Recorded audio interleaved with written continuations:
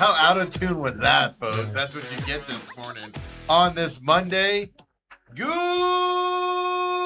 morning. It's the main event. I'm your humble host, Stephen McCollum. Most hosts would have just cut it, made it go offline, made it disappear. Not this humble one. I'll leave it out there for y'all to hear that disaster of a start. But one thing I know is not a disaster because he played 17 years in the NFL. Three-time Super Bowl champion for your Dallas Cowboys. His name, the great, soon-to-be in the Bills Hall of Fame, Hellestrae, everybody. Yeah, they could put me in that old stadium. Good morning, Steve. All of a sudden, they put it up there as they tear it down. As they demolish it. Really quick before we get into that. Good morning, Dale. Good morning. Isn't that interesting? O.J. Simpson not being transferred over to the new Highmark Stadium deal. And that kind of gave me the opening to say, put Ellie in there. Is it really that interesting? I find it interesting. Because Buffalo fans are loyal. I understand the off-the-field stuff. But was he not the greatest player in Buffalo Bills history? I would say until some of the 90s guys, maybe, but he might be. A lot of the Bills fans put him above those guys, is what I'm getting at? I don't know. I was just reading a lot of fans up in arms about it, is all I'm saying. I mean, it's one thing to say, hey, guy got a speeding ticket, and we'll overlook that. Ironically, it's going to lead us to the Miles Bridges signing that the Suns did coming up later on in the show as well. Okay. So, two caveats. It's just in Buffalo, I'm just saying, I saw a lot of Buffalo fans up in arms about it. That's all. I just find it interesting. Like, just don't do it. Why do you announce it? Like, just that's what I was gonna say. Just charge those high ticket prices. Don't announce it, and nobody's gonna talk about O.J. Simpson. Yeah, and who's gonna walk in? Who's gonna walk in and go, "Hey, O.J.'s not up there"? How many people would actually notice? Right? Or actually wait till that happens and somebody says something and because they put an announcement out. Yeah, like they self-inflicted wounds, I guess. But also, I saw their ticket prices. Even upper levels, like $700 just to walk in that place.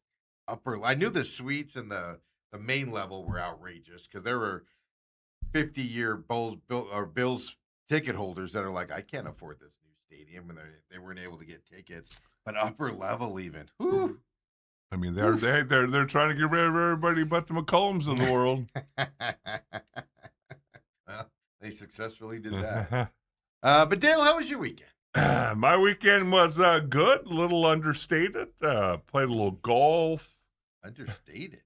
Just kind of casual. We did a couple dinners with one with our neighbors, one with cousin of Brooks. Did I get an invite? Yeah, you don't live up there. You wouldn't be seeing Dad out in public up in Moon Valley.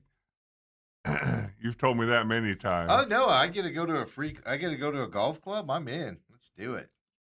No, we didn't have dinner at the golf club. Because I'll walk around and I'll say things like, Bob, you're not as bad as Dale says you are. Yeah, it's good to meet you. It's a good way to get yourself invited. But no, played golf. It was a little warm. I was happy that I felt good throughout the rounds. This golf thing, when you hear these professionals talk about, hey, I'm gearing up for the majors and I'm doing this and I'm doing that. So I played on Friday, first time in probably 3 weeks, because they've changed tee times and we were out of town and all that. And I promptly shoot a 95. I couldn't get a ball in the hole to save my life. Was it your short game or your long, or both? It was the game of golf. Okay. The time I put the tee in the ground, the time I finally put it in the hole. All right. And then come back on Saturday, 24 hours later. I didn't go to the range after or before the following round, and I properly shoot 84. Really? Because I usually do worse the second day. Yeah. More sore. I was not expecting that at all. I don't know what happened, but I will take it. And so for the week, Hellestrae magic. But for the week, I had a net gain of $40. Oh. I lost 55 on Friday, and I won 98 or 95, whatever, on Saturday. I couldn't afford playing at your men's club. That's a lot of money. If you spend that much money on a TV dinner, for crying out loud. A frozen dinner? Yeah. I did spend a lot on dinner on Saturday. I was like, ooh. Oh, well, I want to hear about this. You're moaning and groaning and limping and you can see it. They got the light up there. I can't put makeup on my head today. But see that right there, Dale? See that big bump right there? Did you stand up too quick? Oh, You bump your head on the headboard? I walked directly into a tree branch. How'd you not see it? It was above my head. Oh. Seriously, so folks. I almost died. My neighbors almost found me unconscious on my front porch. Autumn was with me, thank goodness. Yeah. I saw, I went black, saw stars. Really? You hit it that hard? I hit it hard, man. It right there, yeah. Right there. And it was, but it had like sharp at the end. I was picking like wood out of my head. that was right before we left for the Rattlers game, no less. So I probably drove across town with a concussion. What were you doing out? You don't go out in your yard in the afternoons. I spent way too much time in my front yard this weekend. I have this is a funny story. So anyway, I have this big bump scratch on my head. My head burns. It hurts. But the hit was so hard, like, you get your head like jammed down. So now I have like this nerve problem where my whole right side of my body hurts and everything. It's all puffy. It's all stretched. And it's just like, can't turn my head very far. Were you like walking fast and no, you didn't? No, just took a step. Boom. I walk hard, Dale. Steve does everything. I was looking down because I was telling on him because I was out in my yard crawling through this stupid bush I have, trying to find where my water leak's coming from all Saturday morning. So I'm out there and I told you, I don't know how you're golfing right now. Because from like 7:30 to like 9, it was like perfect out. Like just a little sweat, nothing majors. I'm working, trying to dig. I'm crawling my hands and knees underneath this tree, trying to find a water leak. It's not a water leak. I got like a river flowing through my house. So I'm trying to find it, and everything. I have an overgrown bush because it's been being overwatered and everything. And so I'm doing that. And then like 9:30, all of a sudden, I'm just like, holy heck, it's out of just sweating like crazy. Like it took me an hour to stop sweating. Ridiculous. It just got that hot all of a sudden, like 10 o'clock. And I'm like, how's Dale golfing this stuff? So then I was already all. Hold on, you got to clarify though. You said you had a river run through your house. You're saying through your lawn, through the front, through the front rocks and everything. Okay. So like 6 months ago, I noticed that I have an increase in my water bill. This is, again, welcome to a Steve story. And I'm like, huh, a little bit higher, just enough where you notice it, but not enough where you're like, okay, I have a huge water leak. And I go out, so I'm like, I go outside, I'm looking, I don't see any like, puddles or anything. And then like a few days later, I go out there and I notice like next to my pool equipment, there's like water buildup. But my neighbor has a tree next to the fence. So I'm like, oh, the neighbors have a water problem and it's just going underneath my fence and puddling right here. Because it's the only sign of a water damage is right there in that spot. No anywhere else. And I'm like, oh, so I call City of Mesa and I go, hey, my water bill's gone up. Like, and they had just changed out my meters to those smart meter things. So I'm like, all right, they changed out my meter, and all of a sudden I'm using more water, whatever. Clowns at City of Mesa. So I call them up. And they're like, oh no, you're using a little bit more water, but nothing outrageous. Like I wouldn't be concerned about it. And I'm like, you lying sacks. You just put through a price increase, didn't you? Like, oh, whatever. So I forget about it. And then all of a sudden I start noticing, like, because we leave early, and I start noticing that like I have weeds growing in areas of my lawn that there's no water there. And I'm like, why is weeds? So I'm paying more attention. And I'm going out earlier in the morning. And I'm looking. Like Dale's checking his watch. He's so bored with this story already. So I'm looking. And all of a sudden I see like there's some of the rocks are different shades than others. And I'm like, are those wet? So I'm looking and I'm like, okay, I have a water leak somewhere. And I have this giant bush that hasn't been trimmed in forever. And I'm like, okay, it's probably underneath there. Dale, I'm digging. I'm underneath there digging yesterday. Shh. And the more I dig, the more the water's just. I have like a river running through this tree and everything. But the tree's so big, it was all puddling up underneath this tree, so I wasn't seeing it very much. So that's what I was working on. I didn't get it fixed because knocked myself out. You did or you I did didn't? not. So I turned the water off though, so now it's not leaking everywhere. So now everything will die. Well, it's just a couple days. It's been overwatered. Everything's dying anyway. That's the other side of it. I've noticed like a couple other plants are starting to die because they're all being overwatered. So anyway, that's what I was doing. And then when I walked into the tree, I had to stop at Home Depot on the way to the Rattlers game to buy the parts I needed to fix a couple other leaks that I found. So I had to stop at Home Depot. So I was explaining to Autumn when I walked right into that tree branch, man. But it hurts. You don't call Riley up for stuff like that? Well, I do. He's going to be there today. That young man, he can bounce around in and out of that bush. And my knees.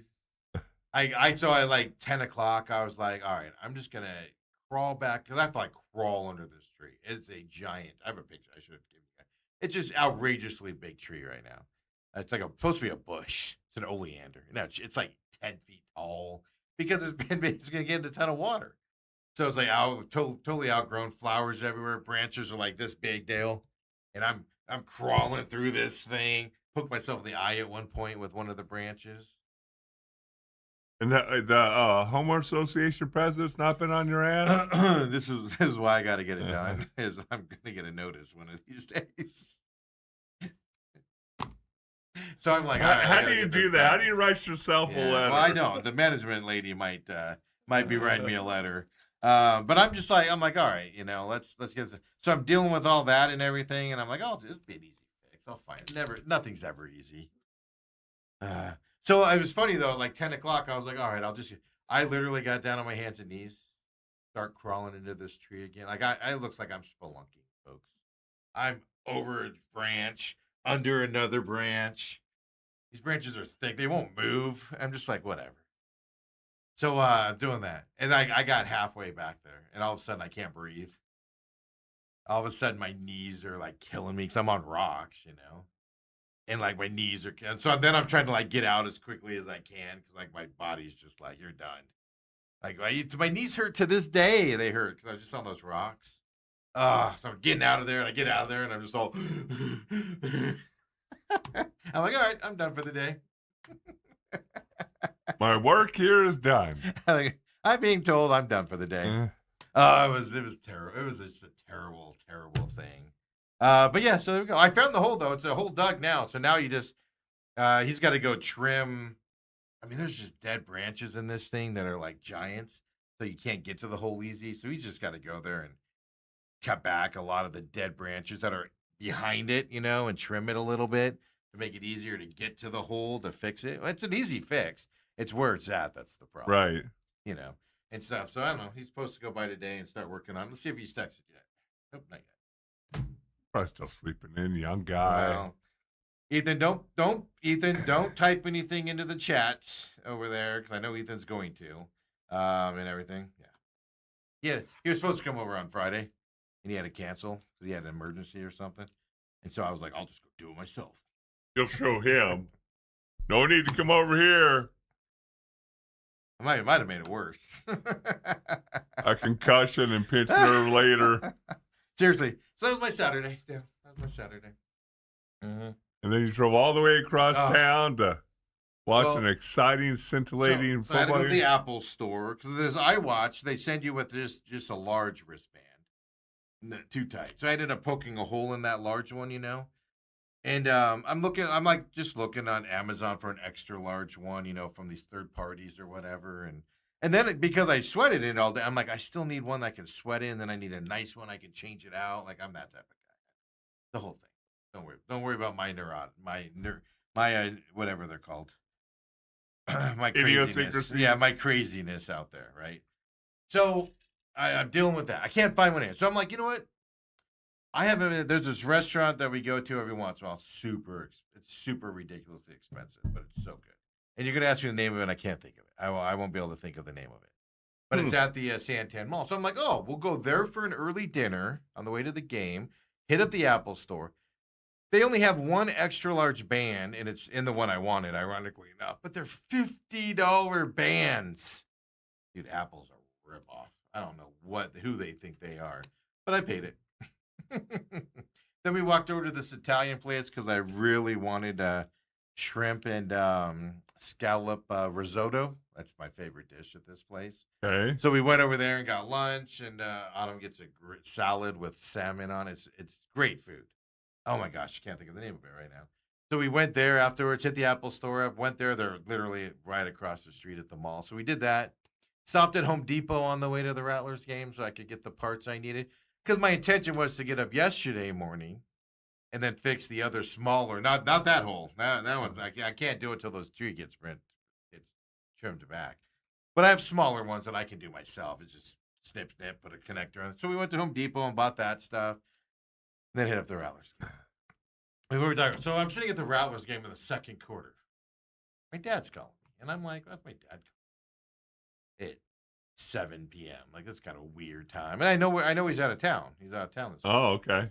So I don't answer. And I just get this text, call me. So I'm like, all right, I'm in the middle of something. You know how loud it gets in there. Yeah. So I'm like, all right, no, I got to call you in a minute unless it's an emergency. He goes, no, just call me when you can. So I call him. Commercial breaks. I call, get up, go call him. He's out of town. His AC's broken. Ooh. My sister says it's like 88 degrees in the house, which is fine because they're out of town. Cool. Except for they have 2 elderly dogs.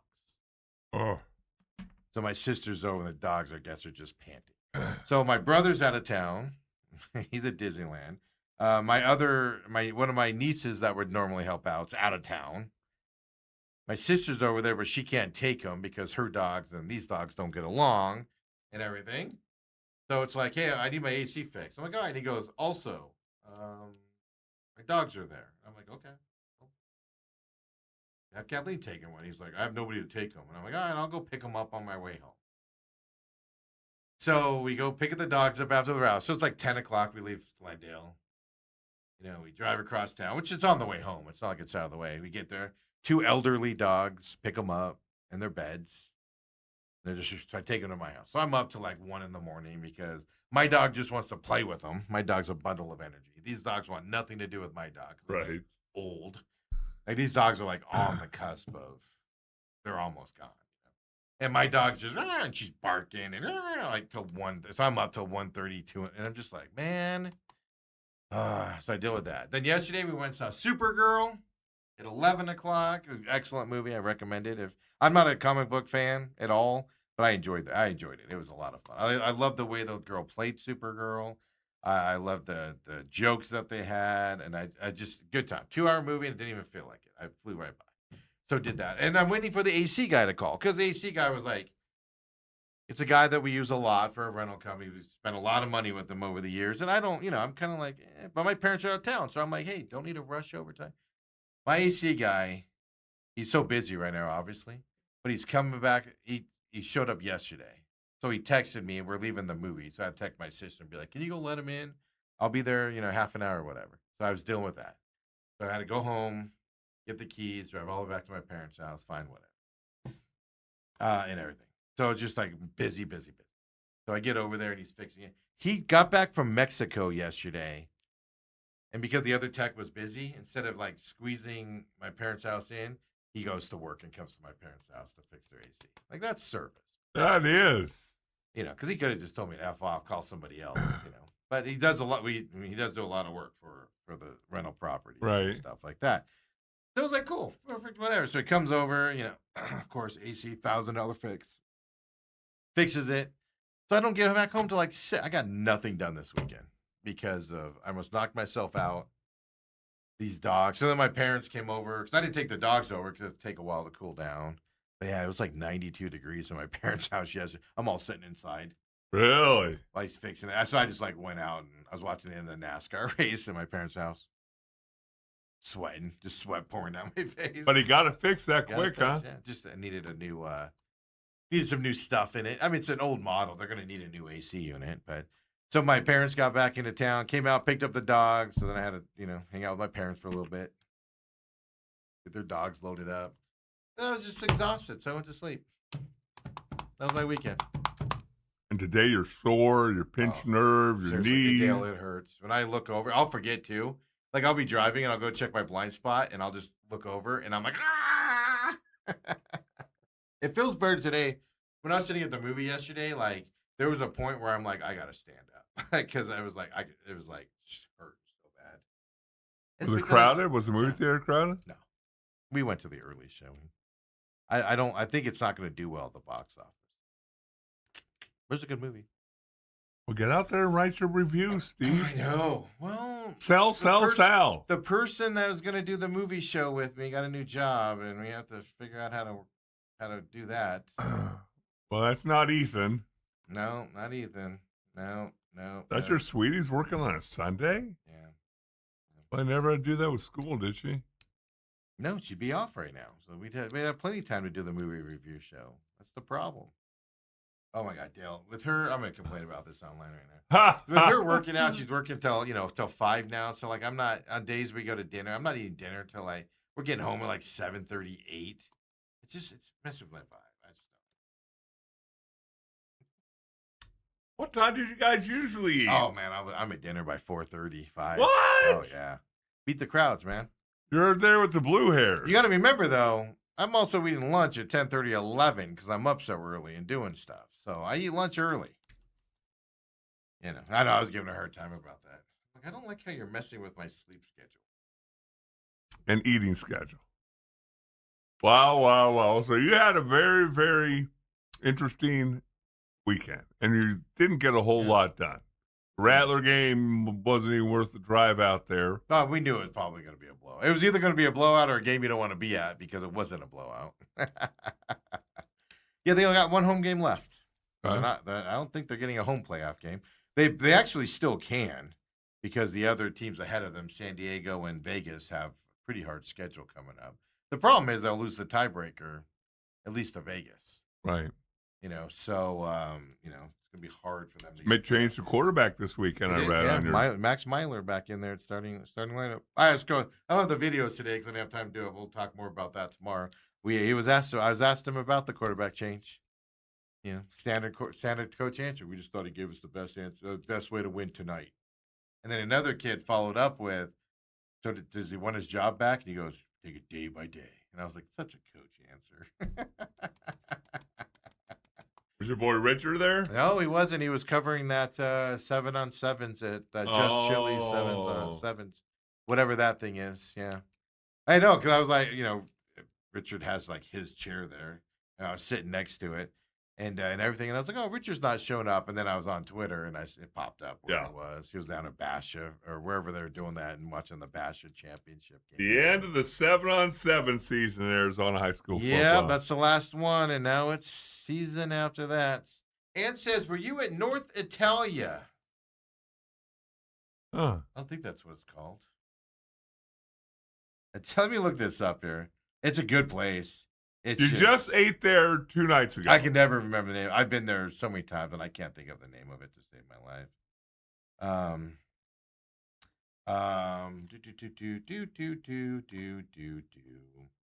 Brio Italian Grill is what we go to. It was Brio. Is North Italia good? Yeah, that's the bigger question. I just wanted the shrimp and scallop risotto. That's the only thing I get there, by the way. Dude, it's like, Dale. Okay, there's the weird thing about it. We've been there we go there not a lot because it's, like I said, $33 for this dish. It's ridiculous. But whatever, it's so good. And first time we went, it was like this medium-sized plate of it. All right, cool, whatever. I get it without mushrooms. Next time we went, it was like this big plate of it. This time we went, this little small bowl of it. I've got 3 different sizes of this dish. All 3 times I've been there. Is it filling? It fills you up. But you get, I mean, like anything, it's just right. It's, it's risotto and shrimp and everything. It fills you up in the moment. But with everything I did, it's got to stop at Sonic on the way home at midnight with the dogs to eat. But that was my weekend, folks. Dale's over here golfing, having fun. A lot more. I'm being the dog savior. A lot more exciting than my The weekend. dog savior I'm being. These old dogs must not be big dogs. You're not carrying Dobermans out to the No, car. they're not that big. No. I mean, they're smaller than the labs. My dog's bigger than them. Okay. Yeah. It's funny when you But talk they're about not. the older. They can't go in my purse. The older, the younger, because Hiller and Scott have a 2.5-year-old soft-coated Wheaten Terrier pup. Yeah, and those are small dogs. But see, this one's about 25, 30 pounds. Oh. Then there's Mila, who's now going on 18 years old, and just the energy difference and all that, and the younger one always wants to play, and you can see Mila just turn her head away and say, I've been there, I've done that. I don't want anything to do with you. Like the one, my parents' one dog will put up with my dog. Like she'll just stand there while my dog is jumping around and running around her. The other one, though, will like freak out and like at her. Like actually scratch my dog on the nose. Because my dog came darting in from the backyard all excited. Ding! And the other dog was standing right by the glass door where it opens. And she comes darting in, and the one dog just flipped out and got my dog on the nose. Like, what in the world just happened? Yeah, separate them, all that fun stuff. Yeah, Such a good son, Steve. Such a good son. Yeah, I know. I'm the dog whisperer out there. I'm proud of you, Steve. Did it all. All because family members weren't available. When you went to pick up the dog, you get a little energy charge there from your dad's charging station? No, I was perfectly charged. I got to drive his, like, he's got one of those, like, F550s for his fifth wheel and everything, Dale. This thing is amazing. It drives a little rough because it's bouncy, because 80 PSI in the back tires, because it, can carry 3 tons of crap on it and everything. But that thing is so nice. Oh, it's so awesome. Big old diesel. It was awesome. I loved it. Yeah, give me one of those. You don't want one of those. Not unless I had a fifth wheel or something like that. Yeah, because it makes no sense anymore where you have to, you go to anywhere and have to try and park those things. That's the hard part. Like, I had to go to PetSmart on the way home yesterday in that truck. Right. Because I took the dogs in that truck because the dogs are familiar with it. Like, they always go for rides in it. So I was like, let's just do this as familiar as the dog. And I didn't want dog hair in my car. But let's just keep it as familiar for these dogs. I took their beds with them and all that stuff and everything. So I was doing the nice thing, like that. But I had to stop at PetSmart because my dog was like out of food. So I stopped yesterday. And me trying to pull into a parking spot was just like, dude, whatever. Right. And I'm parking it crooked. Like, all right, I'm out of here. You're the guy everybody walks by and goes, look at that jerk. Yeah, no, Dale, the worst part of it is I ordered it early in the day to go pick it up. And now, keep in mind, I have a nerve problem. The problem is you can't see it. But I wouldn't have been able to pick up a big old bag of food and walk it throughout this. I wouldn't have been able to. So I call the number when I get there, and they come out to curbside. And again, the most petite-looking girl comes walking out, holding it with both arms. And I'm in this giant diesel truck. Toss it in the back for me. Do we even roll down the window? No. So I could just see you. No, it's even better. It's in the back. I get out of this, and I had a hard time getting out of the car because, like I said, I'm a mess. So I get out of the car. I see her coming. I get out of the car. I almost fall on my face. It's high too. You have to sit on the thing. So I almost fall on my face. I get out, and I can't lift my right arm up very far. So with my left arm, I open the door and just open it up. And so she comes out, but she's like, she stops, she puts it down, stops everything. So then I'm like, all right, well, I'm just going to get back. So then she sees me trying to crawl back into this truck. And I sit down, and then she comes out, and I had the door open. And she goes, hey, Steven. I go, just put it in the back for me there. She goes, oh, you didn't have to get out and get the door. I could have gotten it. So then she saw me struggling to get in and out of this thing. Now she's feeling sorry. I'm that old guy now, where the young petite girl. You didn't look very eloquent 70 getting out and getting back in. Dale, it was a mess. It was a mess. Getting back in was the worst ever. Like, I have to stand on the step and then, like, swing my legs up into that thing and then, like, hold on to the thing and I pull myself over. But then she felt sorry for me, is watching me get in. Oh, you didn't have to get out and open the door. I could have. Meanwhile, she's carried a 50-pound bag of dog food Yeah. to the store. Yeah. You didn't throw in a shopping cart or She something? probably weighed 50 pounds. Here you go, sir. Well, thank you. Wow. Yeah, so that was my Sunday. Now she knows your name. She knows your phone number. Oh, she went in there and was all laughing. Oh, I bet you they were talking about I guarantee you, Dale, when they were inside there, they're looking outside going, all right, who's the smallest person we got that can take this out for that guy in that giant truck? Look at that dude. He's got issues with, being a man, so he gets a big truck, and now he can't even get out of it. Dale, it was a mess. I was sore yesterday, man. It was hard to get out of that thing, get back in. It's so bad. It's so bad. Ethan says Millie Alcock is the best Supergirl in the past 10 years. I like the way she played the character in that moment. It was really good, actually, as well. But yeah, Ethan reminds me also. He says, don't forget I made you do the one thing you hate with the watch. So, Dale, I got this watch, and I've told you, I don't remember if I've said it on air or not, but my big thing with the watch is I don't want text messages on it. I don't want phone calls on it. It's just to, keep me on track with moving around and, getting active and stuff like that. Just to remind me, because, I sit a lot now. So I'm like, oh, that's all I want it for. And I'm sitting there, and I'm passed out of sleep. Sorry, it's Sunday morning. Just passed out of sleep. Up till 1. And I had a long Saturday, including, almost knocking myself out. No naps on Saturday. So I look, and I just hear my phone buzzing or whatever. But I can't find my phone. And then I'm realizing that I also have a sharp pain shooting through the right side of my neck and my body. So I can't find the phone. So I just look at my watch, and I see it saying Ethan on it. And I'm like, in a daze. It's like 9:50 or something like that. I never sleep in that late.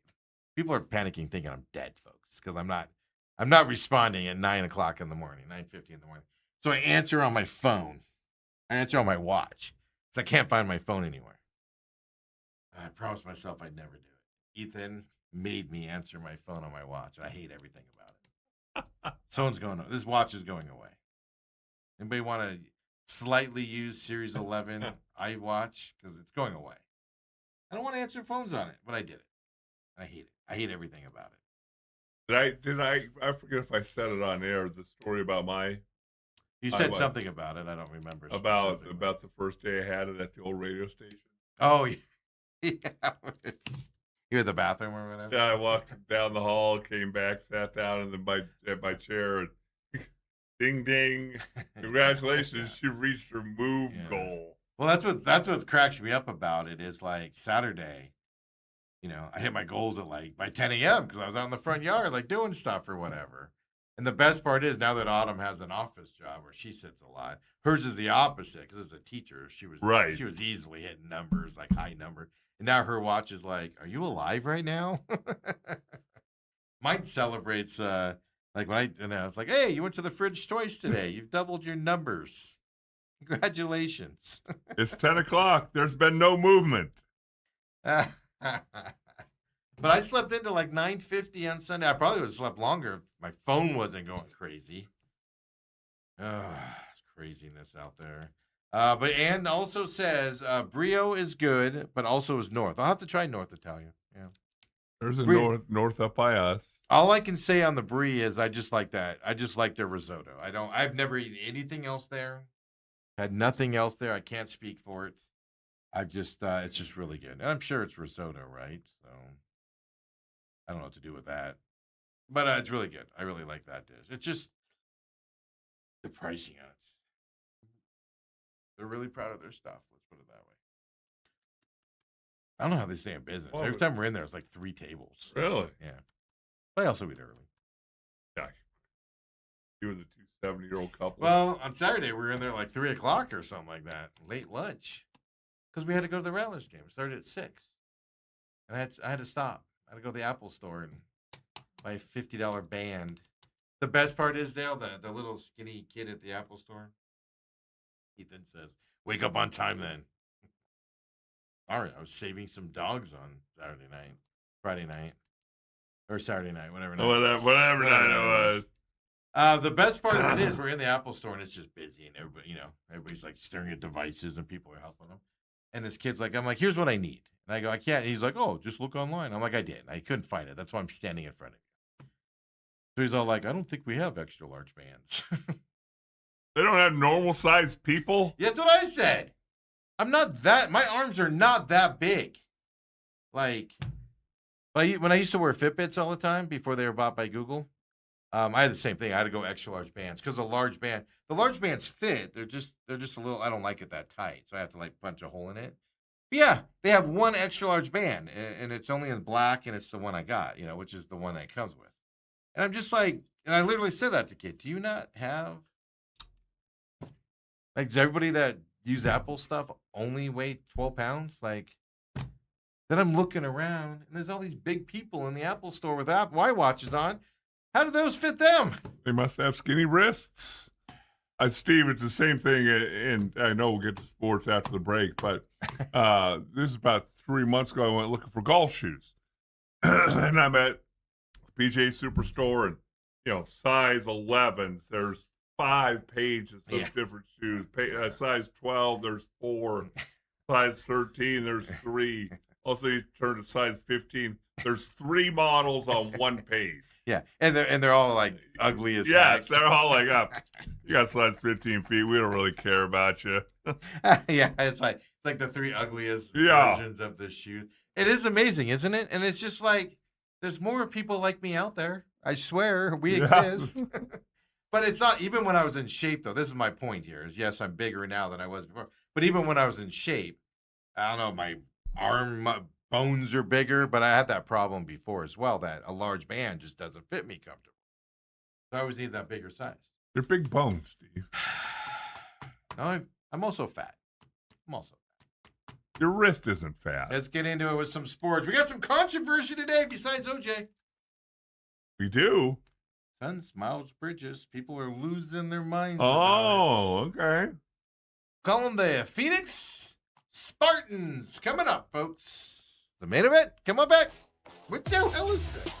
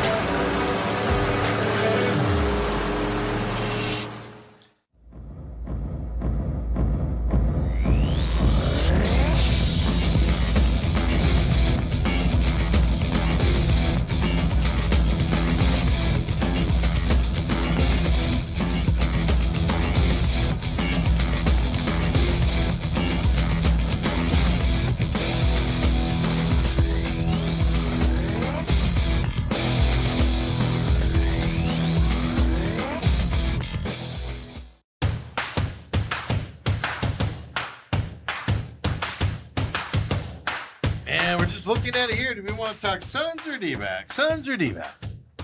Suns, D-backs, you might want to announce that Victor Hovland won the golf tournament this morning. Actually, we got there. You want to see how he won it? The game, so rain delay, hour and a half yesterday. Set it up for everybody. Hour and a half, the tournament, the Travelers Championship, rain delay yesterday afternoon. They couldn't finish, they couldn't do the playoff. Yes. Because Scotty Scheffler and Victor Hovland tied. They all agreed it was too dark. They come back this morning and finish it up because sometimes it might take 2 or 3 holes. Yep. It did not. It did not. Both of these guys, to set this up, Hovland hits it within like 3 feet of the hole, something like that. Scheffler's 6 feet from the hole. Like, both hit great shots onto the green on the first playoff hole today. Okay. Hovland knocks it in. Scotty Scheffler to continue the round. Here it is, folks. Scotty Scheffler. Here's how it went. Misses it. And Victor Hovland Even Hovland has won the Travelers. And this is the first time that Victor's... You were probably driving, Dale, so you probably didn't see that. Hovland's mom came in to see him. I mean, it's a family. Now, that's one of those things that it's like, inside you're so stinking happy that you won, but you can't start jumping up and down and hooping and hollering because that's a makeable. That was a beyond makeable. Yes, and he just pulled it. And he pulled it, and it still hit the hole. Yeah. The edge there. Oh. That would have continued. He wouldn't have won it with that. They would have gone into another playoff. But that's what I always say to people, man. Put pressure. I'm a big fan of just put pressure on the other guy. Right. Because something that should be the easiest thing to do, you put pressure on somebody and they could just shake it. That's what happened. Both of them hitting that shot in, close enough to do it, and makeable putts for both of them. One makes it, one doesn't. But yeah, so that's how that ended this morning. I got that just for you since I figured you didn't see it. Yeah, it was a weird day yesterday because I was watching some of it early in the afternoon, and then the rain day, so I went and did some other things, and then I came back. I'm like, the Women's Open is on still, so I guess I came back, played a little bit, got through 18, and then played the rest this morning. Yeah, it's rain is just messing everything up right now. And meanwhile, we're just sitting here bone dry. Except for the river that runneth through my front yard. The ching that's going on in your pocketbook. Seriously. Water bill's ridiculous. They try to pass it off like it was. And just so you know, that playoff, I want to look this up. Yeah, what's the price difference? Victor Hovland won $3.6 million. That's it, huh? Poor Scotty Scheffler only won 2.1. What about now? This was one of those signature events. Yes. So the PGA has this rule where you have to play in. I think you can miss one or maybe it's two signature events. Right. You got to play in 15 of them. Obviously, Rory. Well, there's 8 of them. You got to play in 15 tournaments, but you got to play in all the signatures except for I think one, maybe two. Maybe two. But obviously, Rory isn't hitting his required amounts of 15. Okay. They have a exception rule on there that they're doing with Rory. But nobody's saying why Rory's missing them. Like, nobody's saying there's personal problems. Nobody's saying anything to that effect.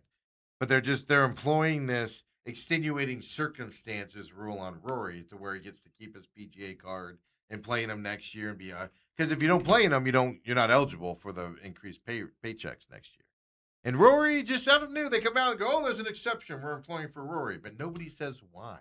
So you're telling me golf is like every other sport? They just make stuff up for the big guys. Yes, for the big names and all that.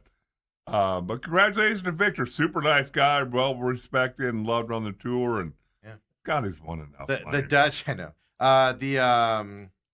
The Dutch, I think, went out and surprised the golf tournament on, Thursday or something, where they went out there and they were all rowing in the background. Oh, yeah, I did. For Hovland and the other, I forget the other Dutch guy. That was on the tour. He's a big name guy. But they were out there, celebrating with them and doing all that. It was just a great thing to see. I also spent about 20 minutes reading an article about your guy last night. Dirtbag Phil. That's what we're calling him from now on. Is that who you're talking about? Yeah. Yeah. Don't meet your heroes. Alan Shipnuck or whatever. He's a longtime writer for Golf Digest and all that for the PGA Tour. And was it a new one? Because I saw he did one. I think he did one on Friday that I read. It was fairly long, talking about not just one or two issues. He's been kicked out of 3 or 4 high-end private courses over the last couple of years. Made advances towards Pat Perez's wife. Yeah, told him when Pat goes to bed, why don't you come to my room? Yeah. Gave her a key. Here's the other thing. If you don't know, his wife has health issues. Cancer, stuff like that. Yeah. And he paid somebody, a kid, like $500 to drive around the golf course in a cart so his wife could track his phone and see he's playing golf. Meanwhile, he's at a residence around the property doing God knows what. Use your imagination. It's What a D-bag, man. If even half of it is true, again, I don't know how true it Here, is. I mean, okay, this is what's interesting. When he got kicked out of that private club, and he was like instantly, this is incorrect. We will sue anybody spreading this misinformation. Now all this other stuff, are you hearing him talk about it now? No, he got quiet quickly. But the one thing, so she again supposedly showed Pat Perez, the wife, a nude picture of himself. Yeah, full length too. And it's like, there's not a moment in my entire life where I would ever, it would even cross my mind to go, I'm going to show somebody's wife something, my friend. I know. Well, not that I can show anybody, and nobody. By the way, it's not recent either. That's the other side of it. This spans. That was like 2016, 17. This spans several years. Yeah, and everything.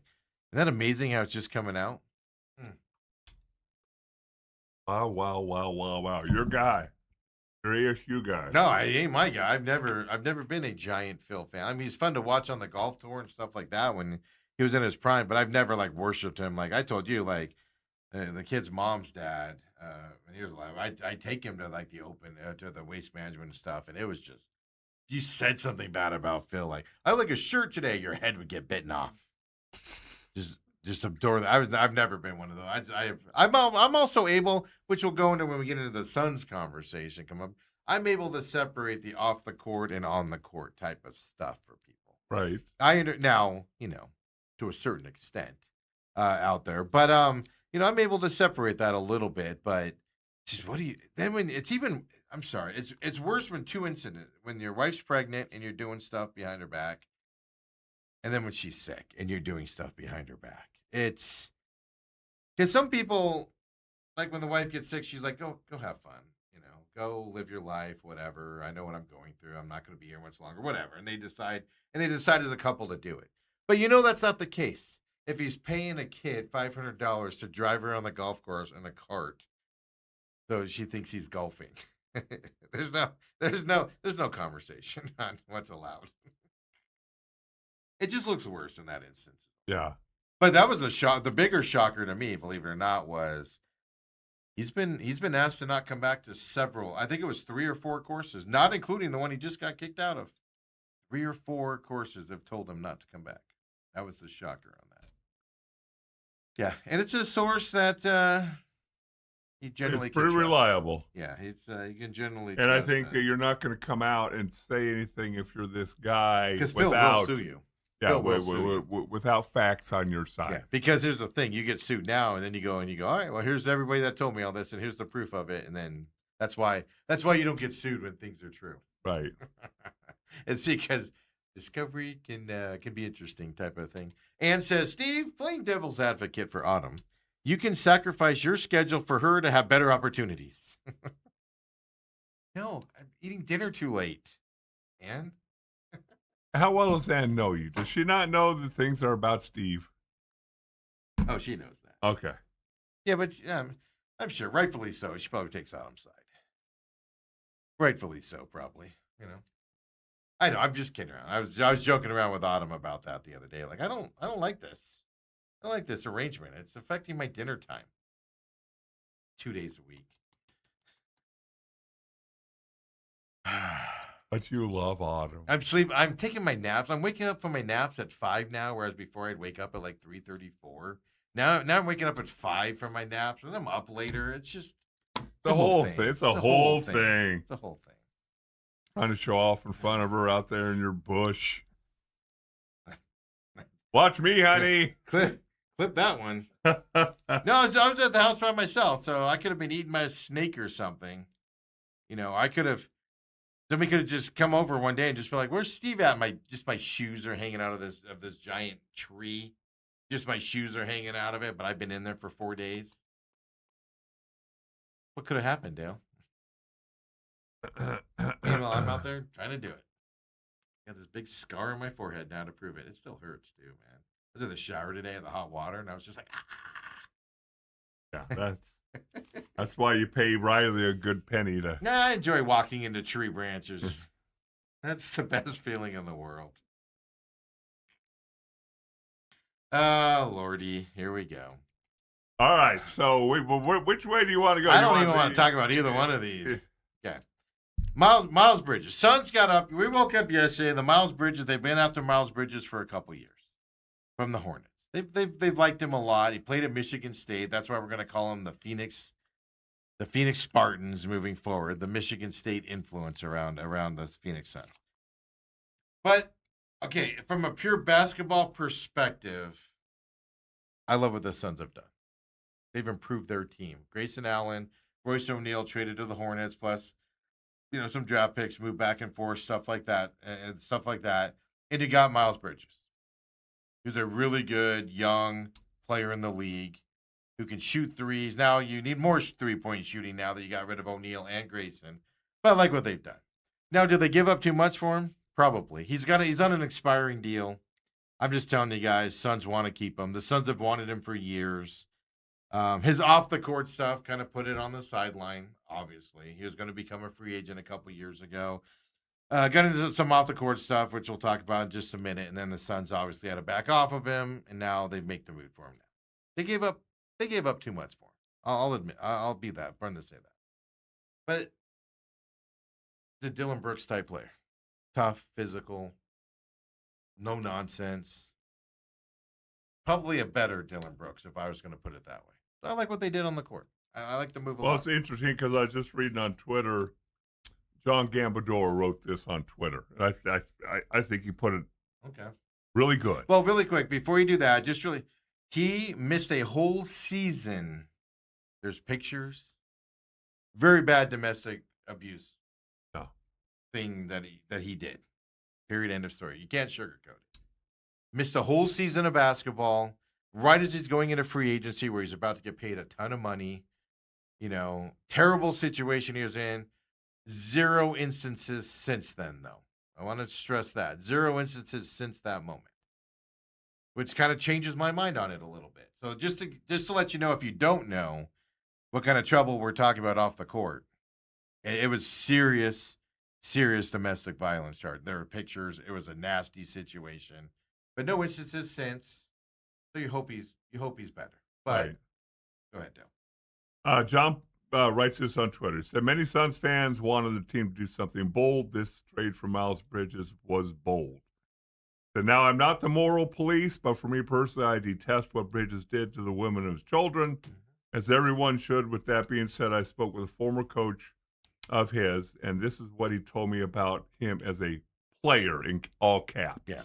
So again, on the court, off the court. Yes. One of my favorite players is what the coach said. Loves to play, works hard, epitome of a four. Can throw a lob to him. He can hit a three, can guard, plays bigger than he is. Has a love for the game that not all have. If the season was ever canceled, he would be the first one to wide looking for a pickup game. He was a great teammate and was very coachable. He needed to get out of Charlotte, so Phoenix will be great for him.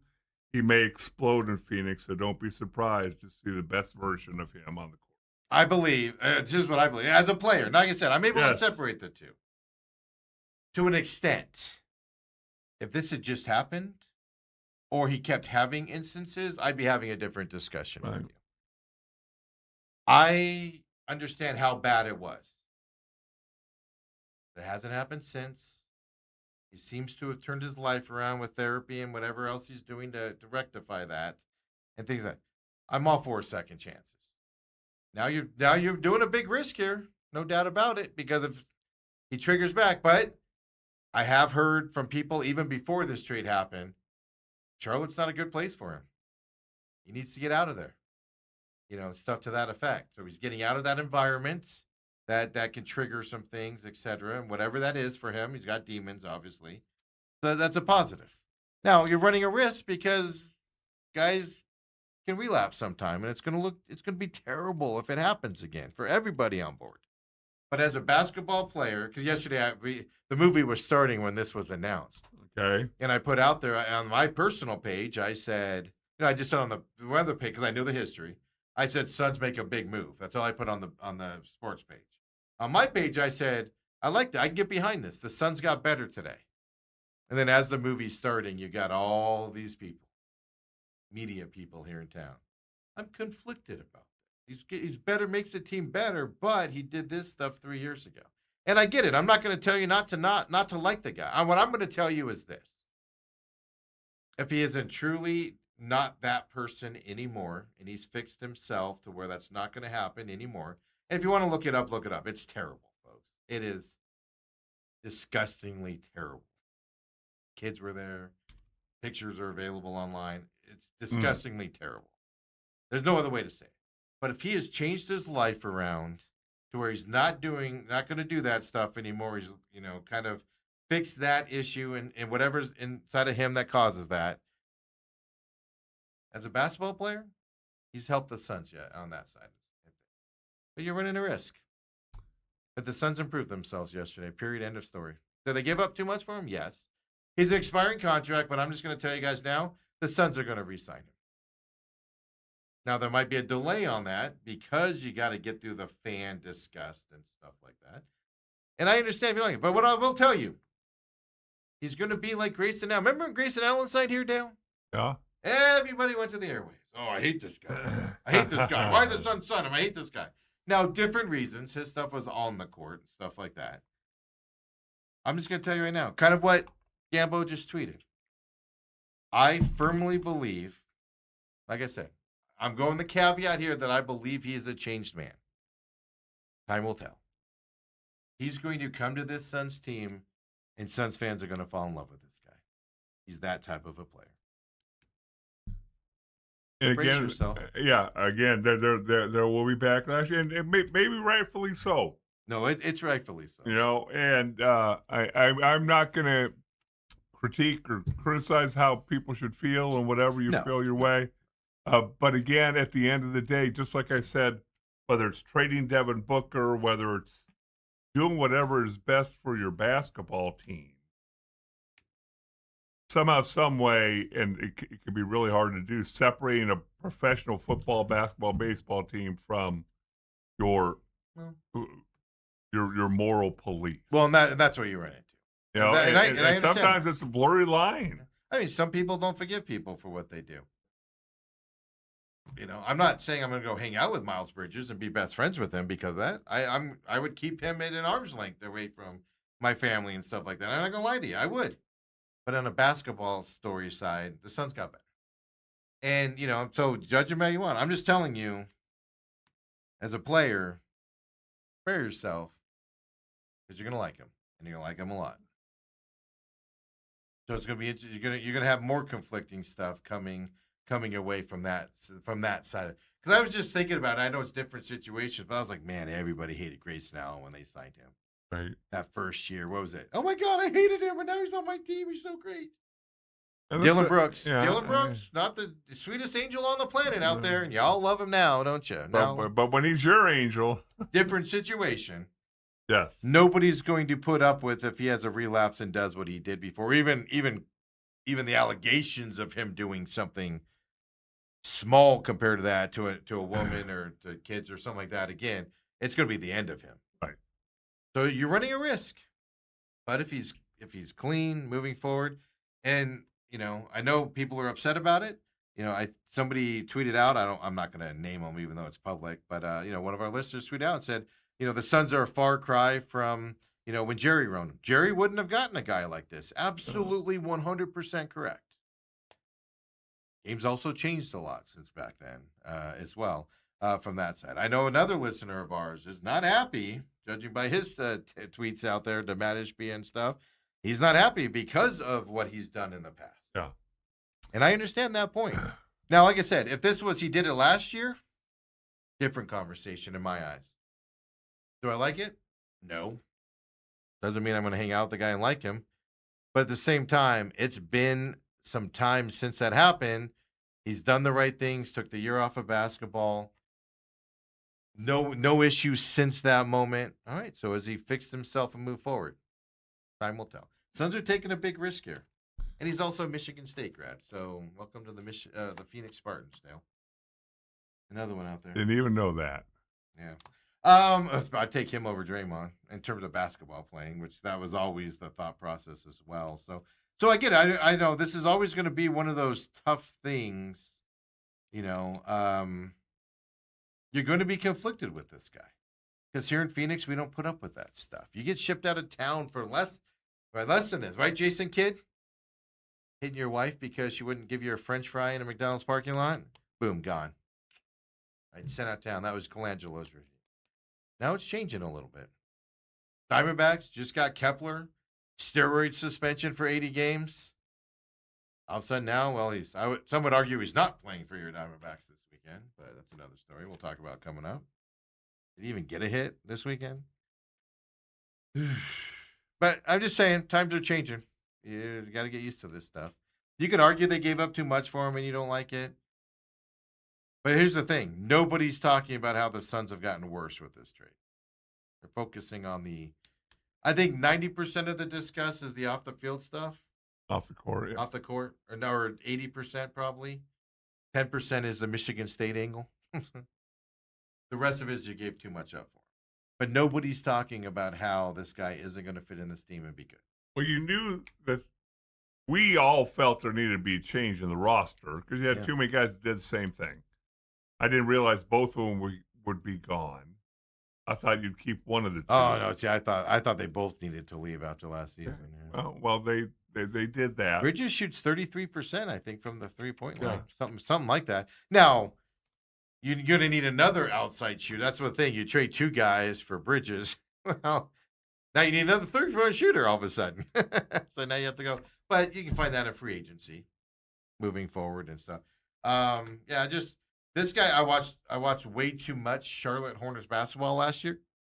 His connection with LaMelo Ball was an amazing one. They were just up and down the court.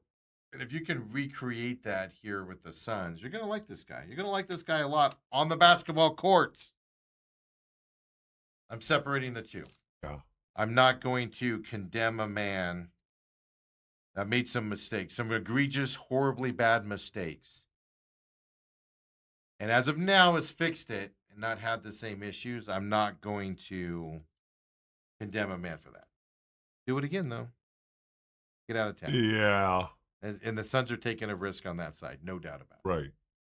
Yeah. The Warriors are about to become the. You thought the Lakers were old a couple years ago. Do you see what they're trying to do? Dale, we'll end the segment here with this. Yeah. Draymond Green declined his $27.7 million option. Also, he can re-sign with the team, and they can make room because they want to go get Anthony Davis from Washington, and they want to get LeBron James from the Lakers. I saw over the weekend LeBron's not going back to the Lakers. I told you it was going to happen. People were like, he's going back to the Lakers. No, he's not. It's going to be him at the now. If Anthony Davis goes to the Lakers, that has to be a trade.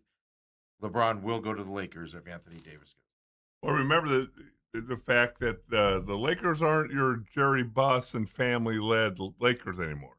Nope. They're the Dodger owner Lakers now. Wants to win, and will do whatever it takes to win. Yes. And so they don't hold LeBron James in any different vein than they do any other guy on that roster. They're not loyal to him like Jeannie Buss was, right, and stuff to that effect. So I don't know, basketball moves happening left and right, and we'll have to see. Suns will have to sign another. Here's the other side about Bridges coming. He's a 4. I've said all along, Oso needs to play the 4 position. You want a guy like Miles Bridges in front of Oso, kind of showing him the ropes, showing him how to practice, showing what he needs to do. I think could only help Oso as well, learning that 4 position and what he needs to do moving forward as well. So I get it. You're going to be conflicted about it. There's no doubt about it, but it's done. So what are we going to do about it now?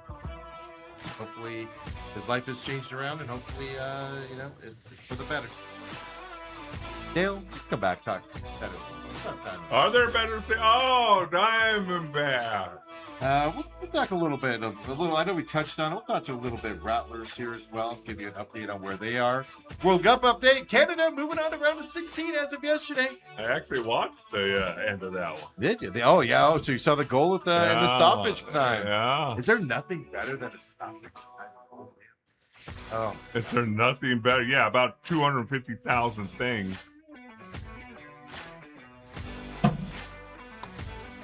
Come on back. Second hour coming up next.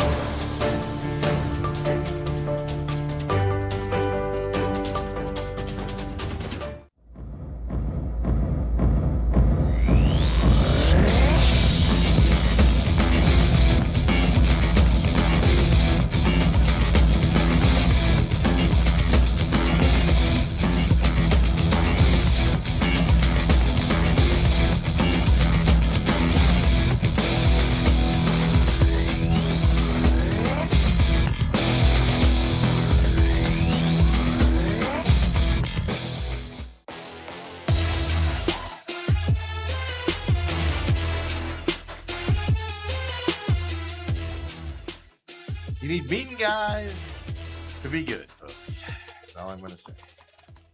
And we're not talking Suns. We're talking Diamondbacks. The soft little second hour main event here. Of course, I'm your humble host, Stephen McCollum. You got Dale Hellestrae here. We are here Monday, Tuesday, Wednesday this week. Off Thursday, Friday for the 4th of July holiday. Coming back in next Monday, the plan is. Unless I just decide San Diego's the place for me. Then you might not be coming back. You might not see me again. It must be only around 100 for most of this week, but then... Yeah, I saw that. It's cooling down, I know. And then it heads back up to 111. That's when you get back into your bush. Tree. Stupid water leaks galore. Oh, it's like whatever, man. By the way, Suns are back in back past the first apron now with Koa Pete. He met with the media last week on Friday. Nothing out of it that you didn't expect. Those of us that have been around Koa Pete and seen him, the way he operates and everything, it was very standard. He did give a lot of love to Booker. My favorite part is like people were shocked. Like people are like, because he was like 13 or 14 in 2000 when the Suns went to that against the Milwaukee Bucks in the finals. He's only 19 years old, guys. Right. And people are like, "You were only 13 back then." Like, yeah, he's not an old guy, guys. He's kind of tiny from that side, but it's kind of funny watching the reaction from the old time media people asking him questions about the Suns, and he's like, "Was I even born then? I don't know what happened." It's kind of funny to see, but we'll wrap up on some other stuff out there. We told you updated you on the golf side of things and what happened this morning in that playoff. But it's Saturday night. The Rattlers did win. We talked about it earlier. Dale, I think every year, I was trying to recount it. Coach Guy says it's been every year he's been the coach. They've made the playoffs. Yes. It has been every year. That's right. He says that, and I'm like, fact check that. The only one that I have a question was maybe the first year. That's what I wonder. It was either the first or second year was not good. Right. And that was when they were coming back from bankruptcy and this, that, and the other thing. Rebuilding it, new owner, new owner from all that, and total changeover from the Danny White and Gene Nudo regime and those ownerships and stuff like that. So those are the ones that I question. It would have been early, though.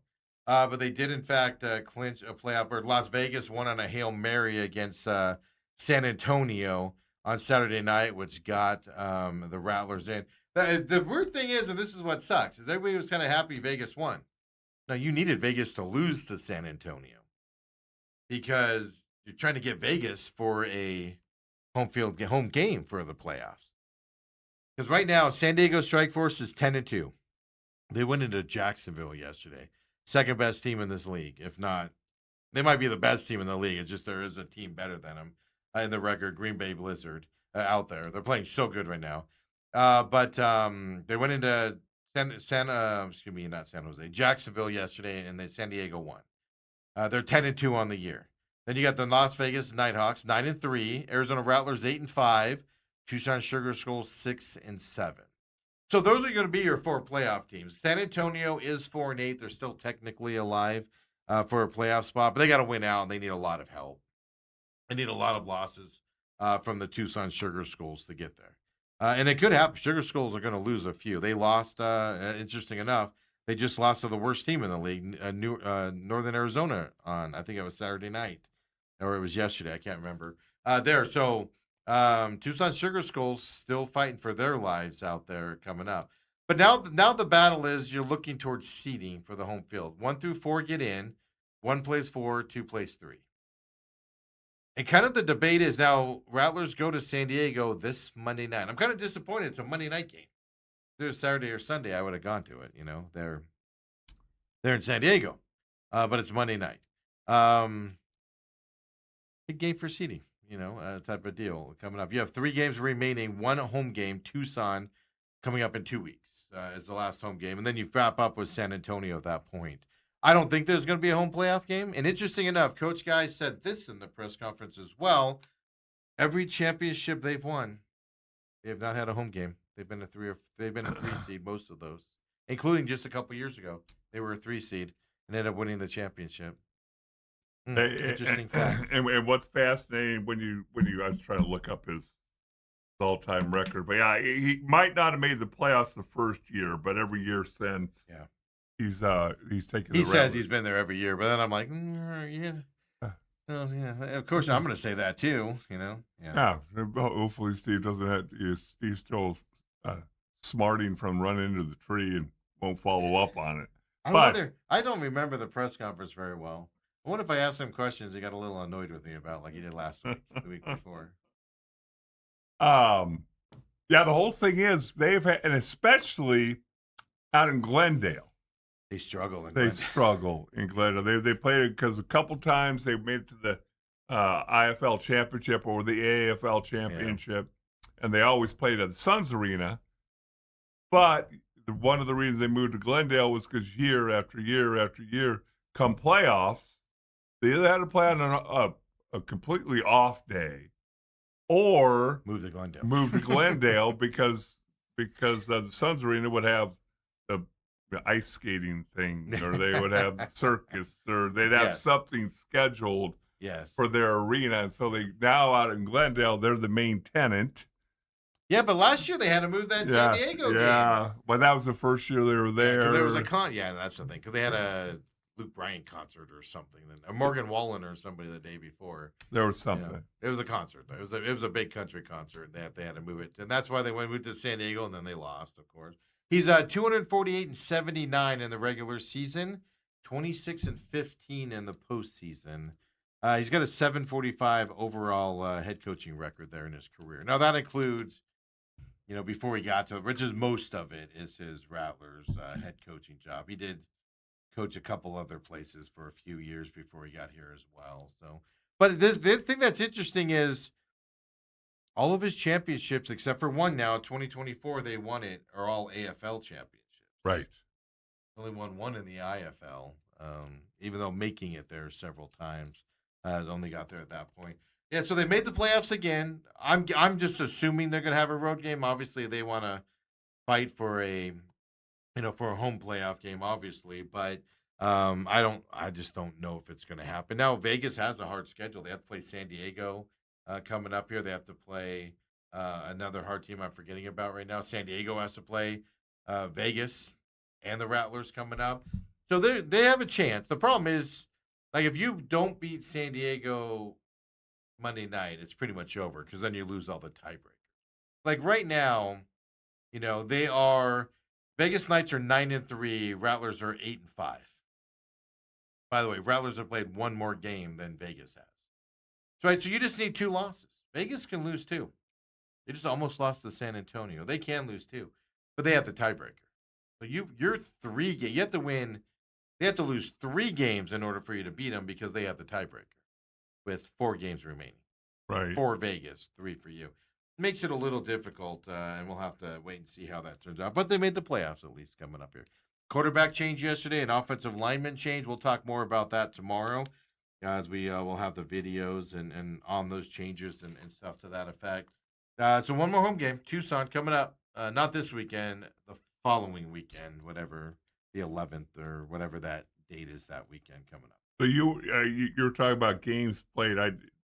Say San Diego's only played 11 games? Well, now 12 now, because they played yesterday. Oh, okay. Yeah. So they're 12. Vegas has 12. Well, that's 13, but I think San Antonio Antonio has 12 too. It's just the way the bye week works. Right. So they'll play one extra game, obviously, coming up here. But like San Diego obviously has the Rattlers this Monday night coming up. Then they're at Vegas Nighthawks the week after that. That's going to be a big game, obviously, for that first place spot there. Then they got New Mexico, which is just a god-awful, horrible team as well. And then you said you didn't even like their uniform? Oh, their uniforms their field is the ugliest thing you've ever seen. The yellow and red is just nasty. Say Nasty their to mascot see. again? Chupacabras. What is that? It's a mythical creature. Oh, it is? I can tell you this: their offense is very mythical, like their mascot there as well. Then San Diego ends up with Tucson Sugar Skulls. So basically, 3 playoff teams, and Vegas could still be fighting for a playoff spot at that point. For San Diego. So it's not like it's easy for them going forward. Then the Vegas Nighthawks, New Mexico this weekend should be a win for them. But then they got San Diego at home, and then they got Northern Arizona after that. Should be a win, but they just stuck their head up. They just fired their coach. Northern Arizona did, and they played well last weekend, or Saturday, I think it was, or Sunday against Tucson there as well. So beat Tucson last weekend. So there's some hard games. There's still a chance. It's just it's an uphill battle. But you made the playoffs. That's what matters, right, Dale? Make the playoffs, and again, when you look at this team, and it makes absolutely zero sense, but at the same time, it kind of does. The home field advantage in the indoor football league, I don't know how much that really comes into play. It comes into play. The noise level comes into play because they don't play in full arena, in as full of arenas as they do in Glendale. Let me put it that way. But a seasoned team doesn't matter to them, like San Diego. But what I've always liked is when you go on the road, it's just you and your team. Yes. You're not worried about tickets. You're not worried about family. Family's not staying with you in the apartment the night before the game, and you're staying up till midnight. And they play in the loudest arena or the biggest, the fullest arena in the league. Right. Like yesterday was the biggest crowd of the year, 9,602 people. So 2 extra people walked in there to make it not a round number. Yeah, jerks.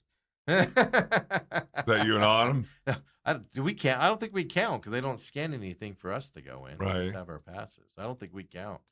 So it's more than biggest crowd of the year yesterday, and stuff. But that's what I'm getting at is, the crowd when they go places just comes down to basic football.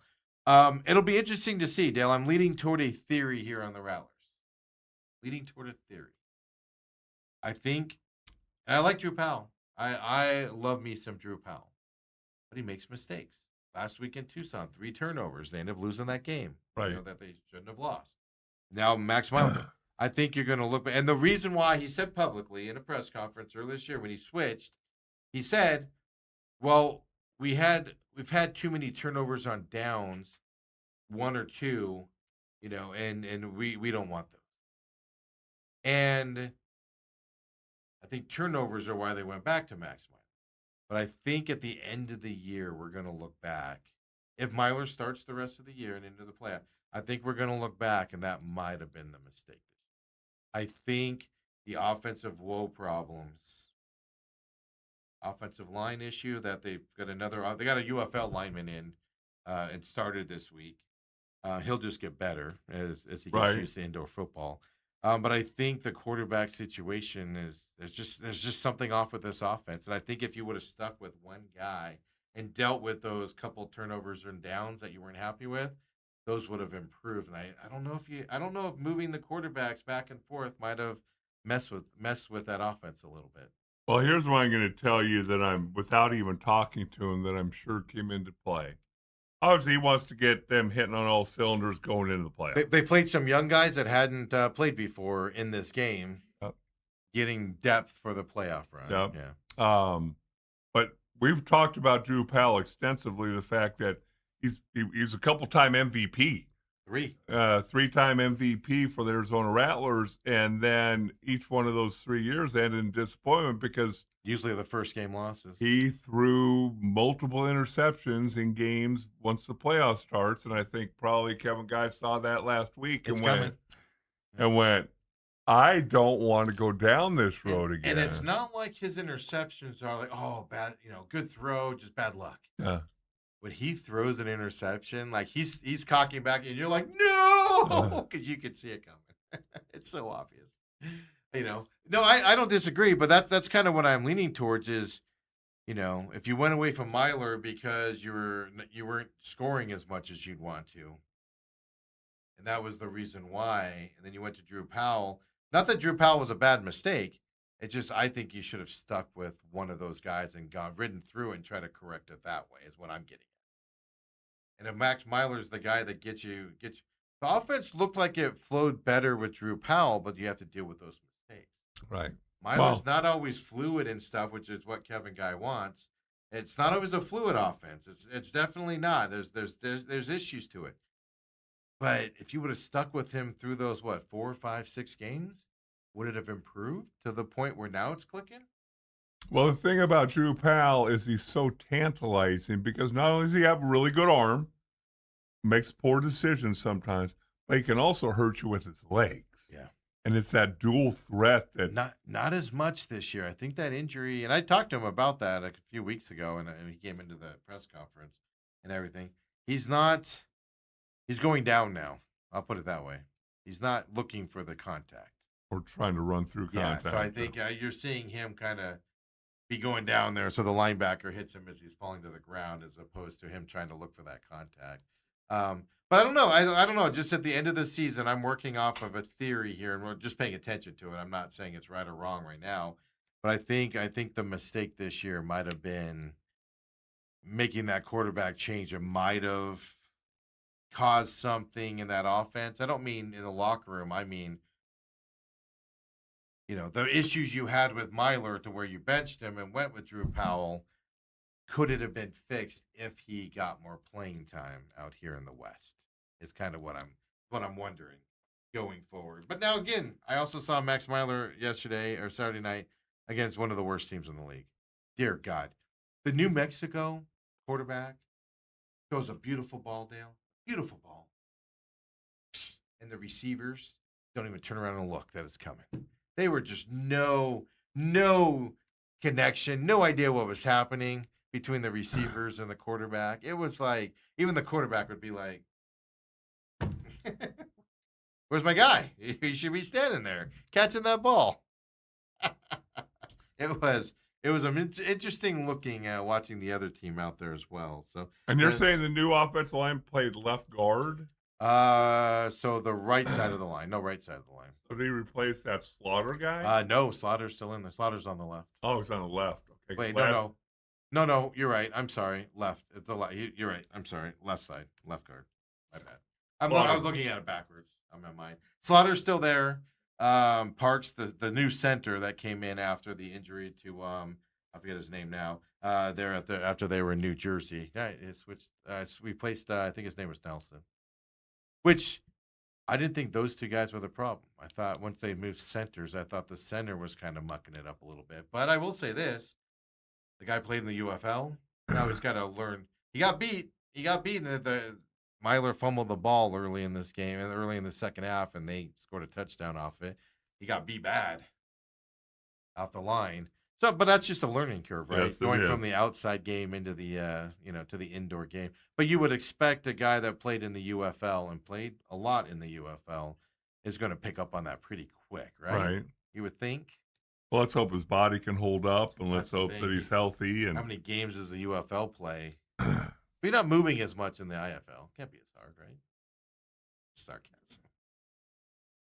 when you play guard in the UFL, it's like playing tackle in the outdoor. I just get my shots in there as well. So Rattlers playoff bound. We'll talk more about them tomorrow as well. World Cup, really quick.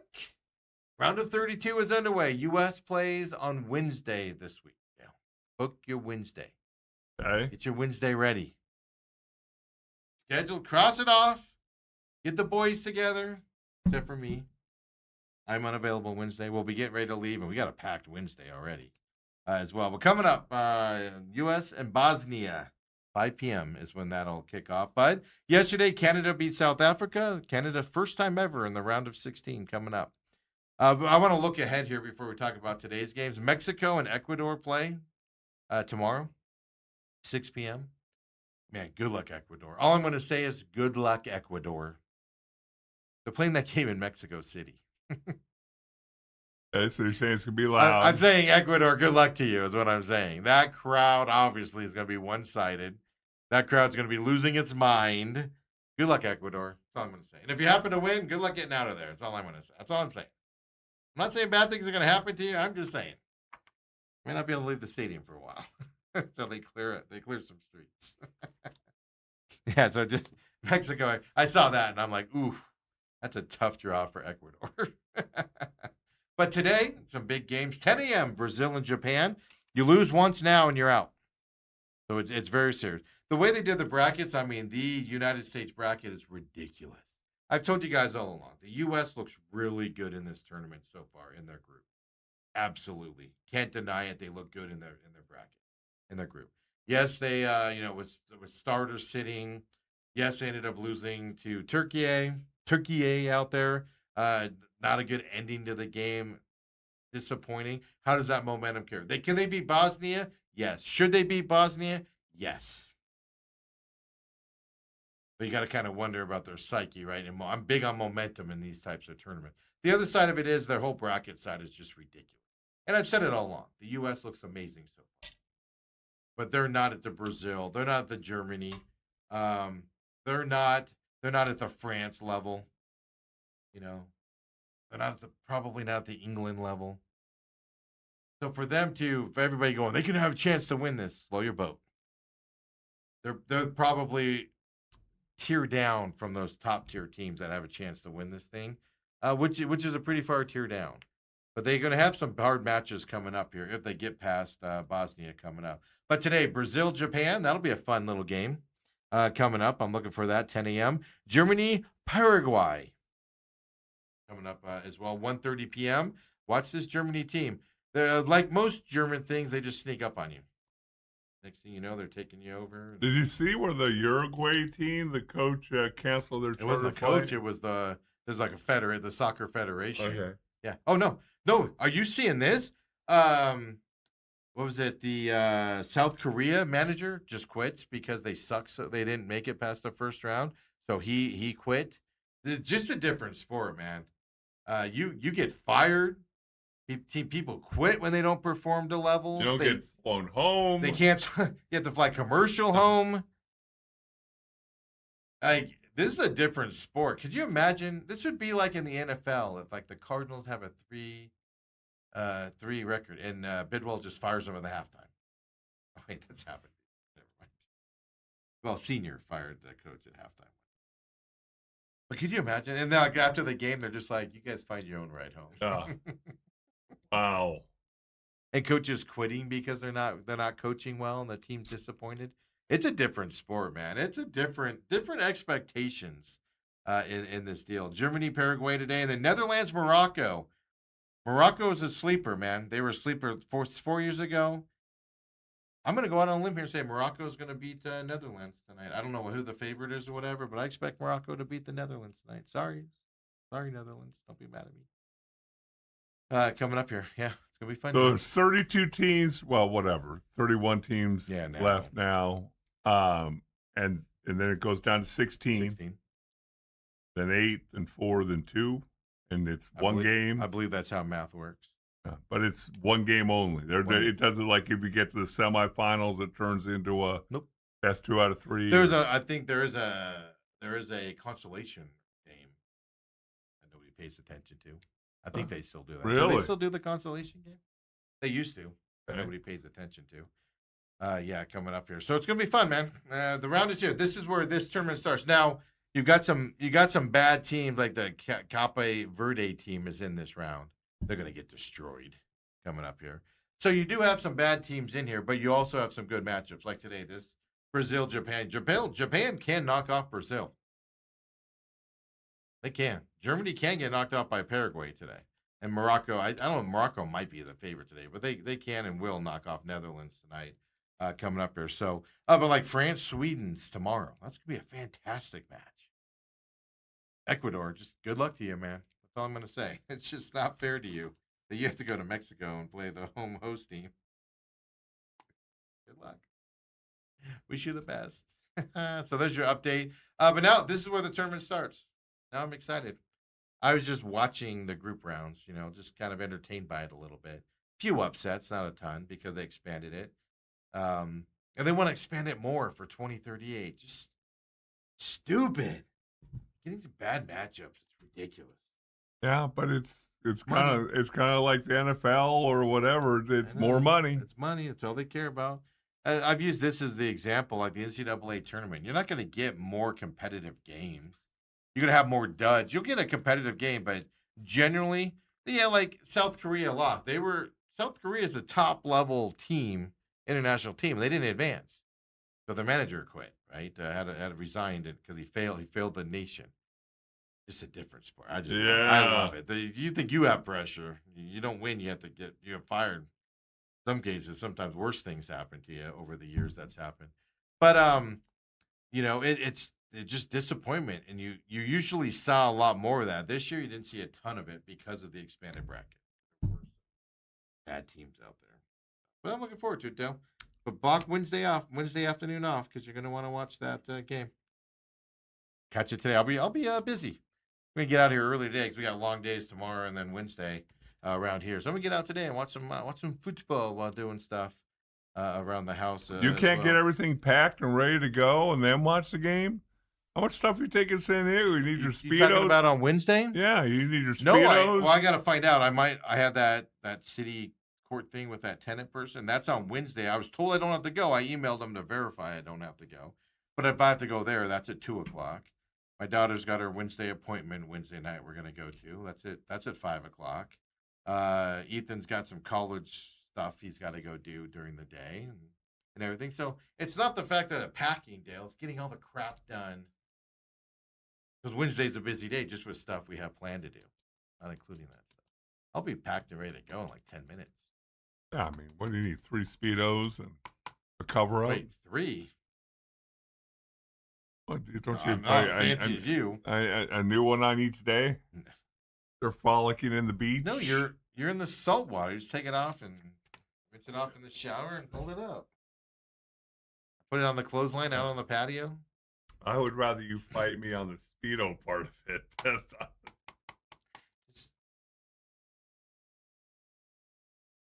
on the clothespins outside on the patio. Oh, Let the wind blow it back and forth, air dry it. Come on back, folks, the main event. Dig it into your supper.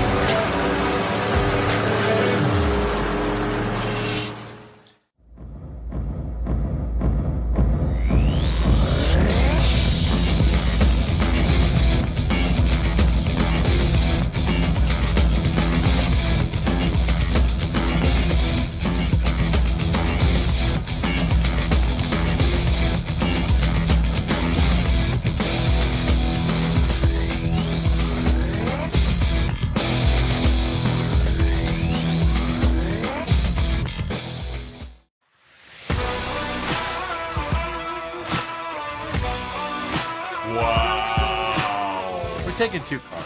Wow. Regardless, so yeah. There we go. World Cup and all of that stuff happening, Dale.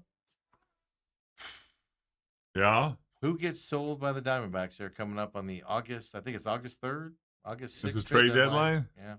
Who gets sold? Well, it doesn't look like they're going to be buyers, you're saying? What I'm saying is they're selling. You got the Giants coming up here. Oh, well, last weekend, did something happen? Did they play last weekend? No, they did not play last weekend. I just read a lot about Tropicana, and I just drank a lot of orange juice. I don't know what happened other than that. Oh, wow. Okay, everybody's talking about Zach Gallen.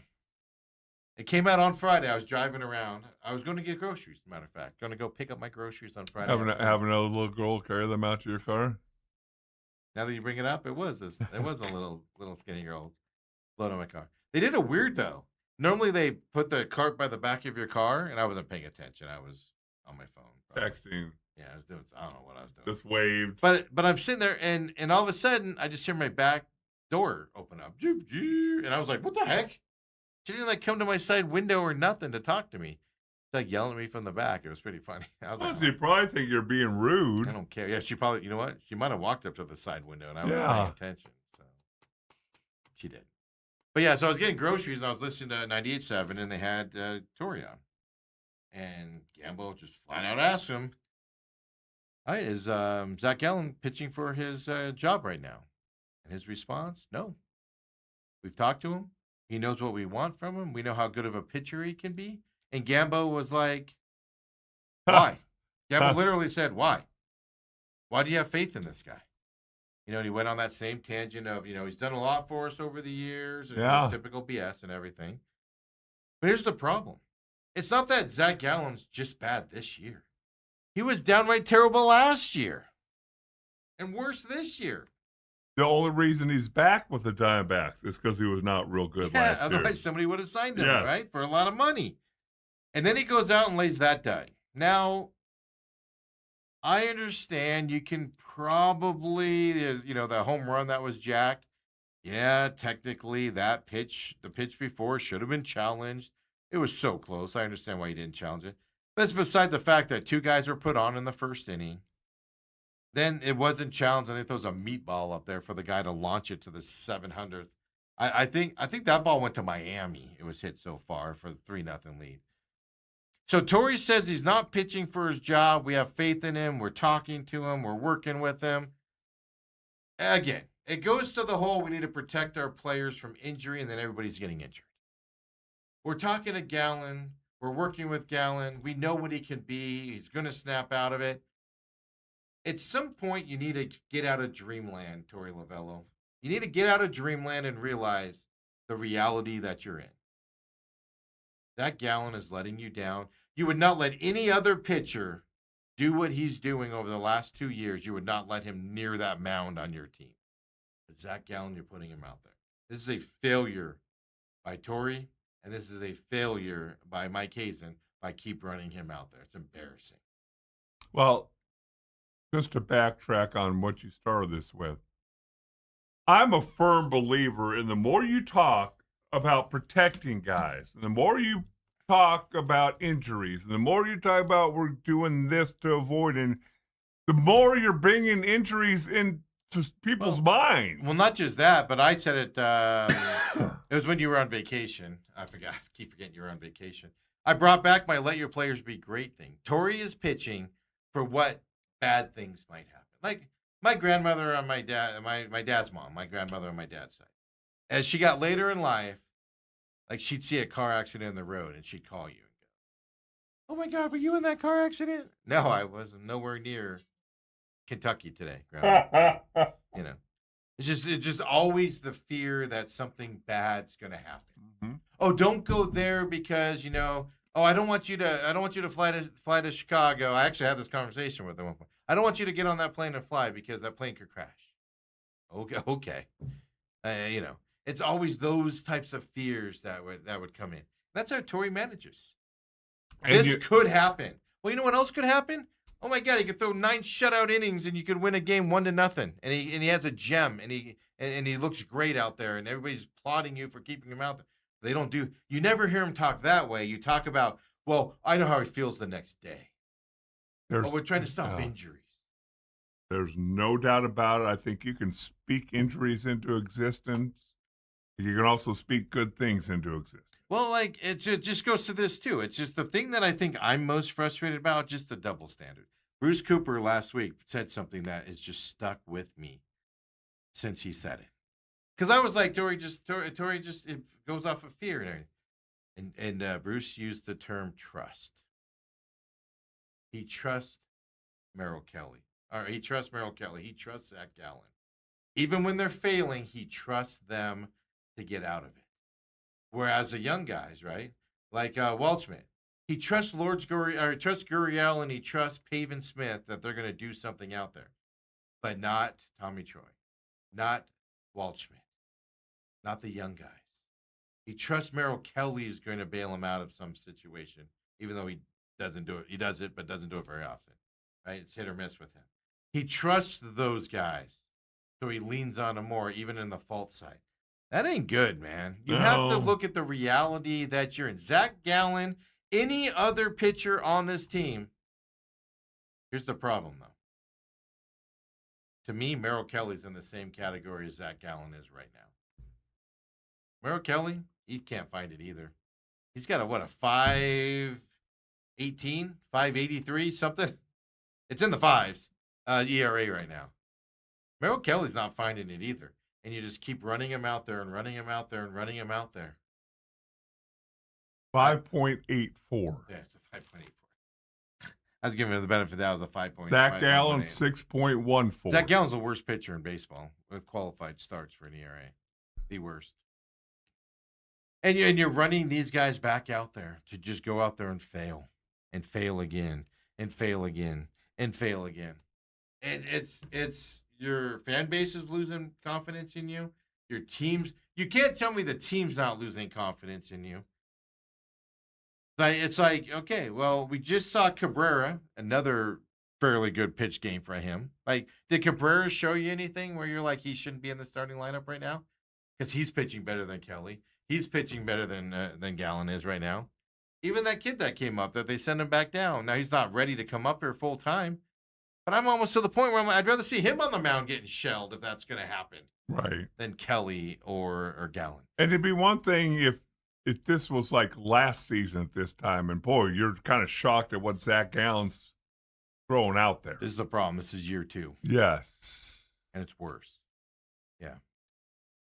Excuse me, Dale. I'm getting dizzy here for a second. Talk about Gallen there is getting me a little bit dizzy. Whew. Whew. It'll pass here for a second here. Sorry about that, folks. I was just telling Dale in case I fell over. They would know to go to commercial break. Merrill Kelly, 6 innings pitched, 5 earned runs yesterday for him. 3 home runs gave up. I don't know what to do, Dale. Dale's quiet too. Well, what scares me a little bit is the fact that it does seem like they are content to be, what are they, 42 and 41 or whatever they're right now? Same record. They were 41 and 40 last year, 41 and 40 this year. So 40 and 41, aren't they? 40 below, and 41, maybe. You might be right. I think they're below 500. They're 41 and 42 now. I'm just saying after 80, halfway through the season. Yeah. I think that you're right. They might. I don't remember now. But no, they're content at being 500. This has been my argument all along. They just want to stay at 500. Throw up the wild card standings here just because it shows you where we're at. Lost 3 in a row, but 4 and 6 in the last 10. They're now 14 and 29 against teams over 500. Guess what, Dale? Teams over 500 are what? Generally, they're playoff contending teams or playoff teams. Yes. Those are teams you need to beat. And to be in the playoffs, you have to show you can play with those guys. 14 and 29. You're not a playoff team. I got news for you, folks. And I think a lot of the fan base is learning this. And I feel like a jerk saying it in May. And I'm right. These teams, led by Torey Lovello, with a ton of talent, are 500 teams. It doesn't matter who gets injured. Doesn't matter who they bring up. Doesn't matter who they send down. They're 500. They're a 500 team. That's what they are. Do you become sellers if this continues? Yes. But what level do you become? You're not. Wow, and therein lies the big question. It's like, so I know we you're got a not month last to go. place. You know, you're not the Giants. Totally disappointing this year. But last year they sold in the same similar situation. What they tend to do is buy and sell at the same time. Yeah, well, that's the problem. we got rid of these guys to save money, but we bought these guys to get money. It's just everybody's sitting here watching the games over the weekend, and we can all see what the problem is. Zach Gallen and now Merrill Kelly's creeping into this as well. And you're just like, why? Do the old baseball thing of, you could have not started Zach Gallen in game 1 against Tampa because you could have done that old baseball thing of, well, the rain out yesterday, he was warmed up and we don't feel comfortable we need to protect him from injury, so he's not going to start today. We're going to put Fod out there to start instead. And you could have done that to kind of stretch it out and be like, hey, Gallen, go work on what you got to work on. You're skipping this start. But you do it in a way that doesn't embarrass them, right? You have a built-in excuse. Right. That type of a thing. And they couldn't even do that. They just threw him out there. Did anybody think that game wasn't going to go that way with Gallen on the mound? After Torrey said, well, he's not fighting for his job. We love the way he's pitching. We know he'll find his way. He didn't say it a lot. He said he's got a lot to work on, to be fair. You're not going to send anybody out. You're not going to, if Merrill Kelly had any other name and Zach Gallen had any other name, he's not out there. And I fully understand, hey, they've done some good things for us in the past. But you know what good teams do? They understand when it's time to cut the cord. Yeah. And it's like they're hanging on for dear life. It's like they see the car accident coming, and instead of like relaxing their body and just going into the ride, because they know it's coming, it's like they're just gripping harder and steering into it. Like, okay, we're gonna avoid this thing by steering into it, even though we know it's about to happen. I don't know how good of an analogy that was, but this team is you're losing your fan base. This is the problem. Well, maybe when the calendar turns to July, they'll come alive again. You think so? They have the Giants starting tonight. Now, Erod's on the mound tonight. Fott is going to be in this, is going to get another starter. I'm not even saying Fott's your savior. Fott pitched well, except for one inning all season long. Right? He just had that one inning where he'd put up a ton of numbers, then he'd settle down again and stuff like that. So you're going to see Fott here in this. By the way, we only know tonight's starter, and that's Erod. We don't know the other two yet. Then you get an off day on this Thursday. Oh, you think they're going to wake up when the calendar turns to July, Dale? They got the Brewers this weekend at home. Anybody see how the Brewers are playing this year? In a very tough division. Oh, then you go to the Padres for 4, Dale. Oh, then you got the All-Star break coming up. Maybe you get a break before the All-Star break. No, you got to go to the Dodgers before the All-Star break. So you tell me where they're going to wake up in July. Then you got the All-Star break. Then you come back and you have the Cardinals at home again for 3. Then you got the Athletics for 3, which the Athletics are a 500 team, but they have talent. They will beat you if you don't play well for 3. Then you got that makeup game against the Cardinals, and this is that road trip. Then you're at the Nationals, who aren't playing terrible this year. Then you're at the Pirates, who aren't playing terrible this year. And then you finish the month up with the Cleveland Guardians. Where are they going to wake up in July? They're 14-29 against teams above 500. All of these teams, except for maybe the Athletics, are all 500. But I think the Pirates are below it now too. When does football start? Yeah. So you just can't wait for football to start. Well, I'm going to root for the other team, not the Cardinals. I did get an email from my guy the other day. It's like, book your, cause they do club level days, book which club level day you want to come to for practice. And I'm like, to watch what? to watch 0 quarterbacks you have on the roster throw the football in practice.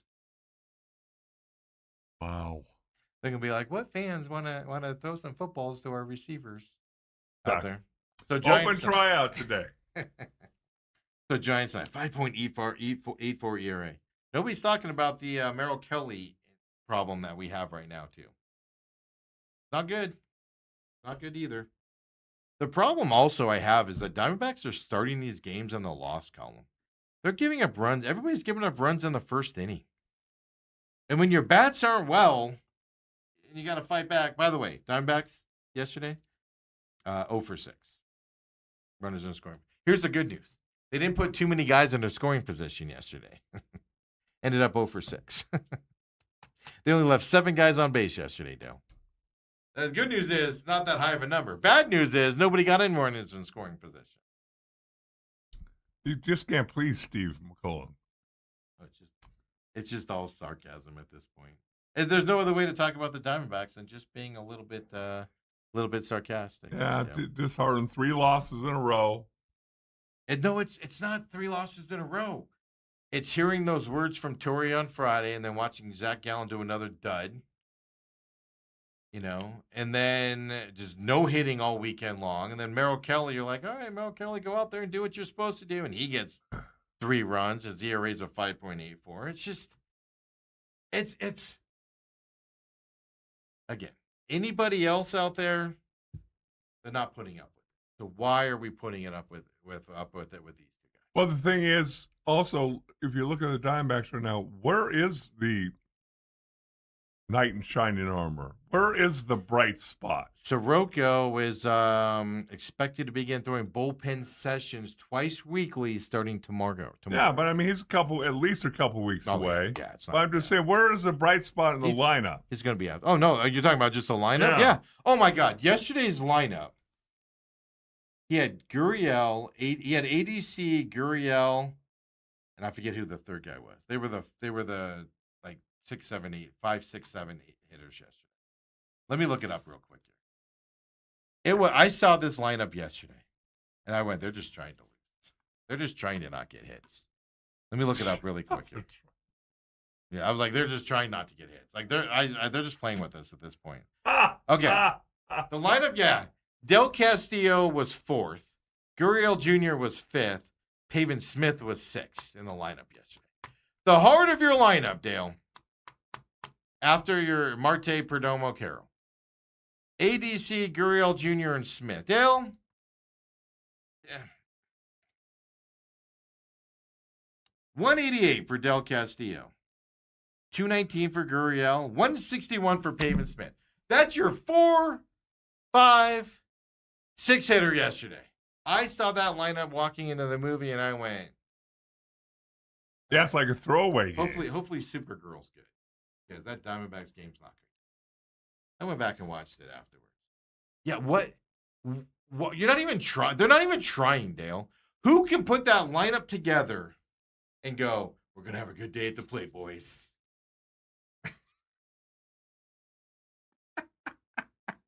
Here's the other side. Moreno is obviously hurt. Dude can't run. Put him on the IL. Give him a break. Let him heal. Even if he hits the ball, he can't run it out. And they're just leaving him out there. Just give the guy a break. Give the guy a break. I mean, you look through that lineup, and yeah, Marte, he's batting 262. Perdomo, 245. Carroll's at almost 280. Yeah. After going 0 for 4 yesterday. But then you're right. Del Castillo, 188. Gurriel, 219. Pavin Smith, 161. What are they 4, 5, and 6 for? Throw somebody that can hit in there. Throw Arenado between them. That's the heart of your order, Dale. They talk about all the time how these young guys at the bottom of the order are putting stress on the top of the lineup. But 4, 5, and 6 being those guys isn't? What is happening? He out tonight, Dale. That's your D-back. Look, you should be able to beat the Giants. Going to come down to starting pitching, though, and hitting. And you're back home now, so we'll have to see where we're at going forward on that side. Giants home for 3, 6:40 tonight. Hey, by the way, did you? I forgot to mention your boy Kepler. He was out yesterday in the lineup, but dear God, he can't hit. Give him a chance. He went 0 for 5 in Reno, his last at bat up there too. No, my bigger point on this is it goes to the point. We talk about this a lot. They rush guys into these positions. We saw it with Gurriel when he first came back and stuff. Kepler should have stayed down and got some more at-bats to sharpen those skills. He hadn't played for 80 games. Best, Brian Anderson on the broadcast. Was it Saturday or was it it's Saturday, I think. Maybe it was yesterday. It's Saturday because Kepler didn't play yesterday. He hits a ball to the warning track. And he goes, 80 games ago, that would have been a home run. I lost it. I'm still laughing about that. Yeah. It's an amazing comment there. Yeah. It's not wrong, but an amazing comment. But you're being openly mocked by One of your now, I'm sure that if it was Brady Anderson, he probably got called in the principal's office. Oh yeah, Yeah, because that went viral quickly. yeah. I saw like after the game, I was doing some other stuff, and I saw like all these people. Be one thing if he played for the other team. But before we get out of here, I do want to bring this up. Steve, do you wish that you were in the position of a certain basketball player who turned down a player option for $42 million? If I had to wear that ugly beard, no. I'm glad I'm not in that position. $42 million, James Harden turns down the player option because he thinks he can sign an extension. It's not that he thinks he's going to sign a bigger deal. You don't opt out of that unless you have the new contract lined up. Yeah. Isn't that nauseating? Although Cleveland did play a lot better after those moves at midseason. Yeah, but he wasn't. He was terrible for most of that fourth season. He had a few games he stepped up. He had more turnovers than points half the games he played. Oh, that's an exaggeration. It's not. It's actually not. Yes. Isn't that nauseating? But he's going back to Cleveland, reportedly. Yeah. He's going to stay there. But no, you don't opt out of that unless the next deal is like ready to be signed. Unbelievable. Well, it's just like Draymond. He opted out because he knows what his new deal is. But they have to get team for him. Because like the Suns are past the first apron now, and they're not going to go into the second again. So you got to watch those. Right. Who they sign as a free agent guy, power forward or whatever that can shoot threes is going to be somebody you're going to get for a bargain because they're not going to go over that second apron again. Right. And things. So you got to keep that in mind with basketball as you go forward as well. Really quick, throw up the AL standings real fast. I want to see if Dale can pick anything out of this. And I got one last thing here today. So this is just your AL leaders. You got the 3 teams winning their divisions, including your Chicago White Sox, folks. Yeah. But then you got the top of the wild card there. Dale, what is the weird fact about the current AL standings as of this morning? Let's see if Dale can figure it out. Well, I can barely read it. Well, look at the numbers here. Look at the team records is what I'll tell you. Tampa Bay, 48-33. Chicago White Sox, 43-39. Texas Rangers, 42-42. New York Yankees, 48-35 in the first wildcard spot. Cleveland Guardians, 44-40. Everybody else under 500 underneath that. The AL has only 4 teams above 500 as of this moment, Dale. So you're saying if the Diamondbacks were in the American League, they'd have a chance. They'd be pushing for a playoff run. Only 4 teams have a positive record in the AL. I saw this last night, and I was like, that can't be right. But it is. Isn't that amazing? It's all about the year. Last thing I want to leave you with, Dale, it is kind of sad news out there, but in the NFL circles, did you see Chris Johnson? I did. Well, I didn't see it. I read about it. Yeah, well, he can't talk, I guess. Yeah. He can't speak. He has to stick to other methods now. ALS has struck him as well. And he got diagnosed a year ago. Yeah, I guess that I just forgot his name. There's a Chicago Bear. They just died of it. Went to the Hall of Fame. I just forgot his name. Mongo. Yeah. I guess ALS. Steve McMichael. Yes, thank you. I guess ALS takes you quick when you get it.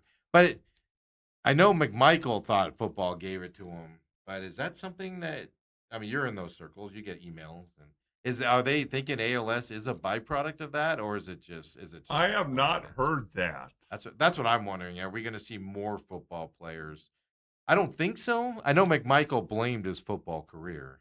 But obviously the first one that we know about and stuff. But yeah, Chris Johnson today, obviously ex-Cardinal. What was he, 32, 33? Yeah, he's super young too. That's the other side of it. McMichael got it later in life. Yes.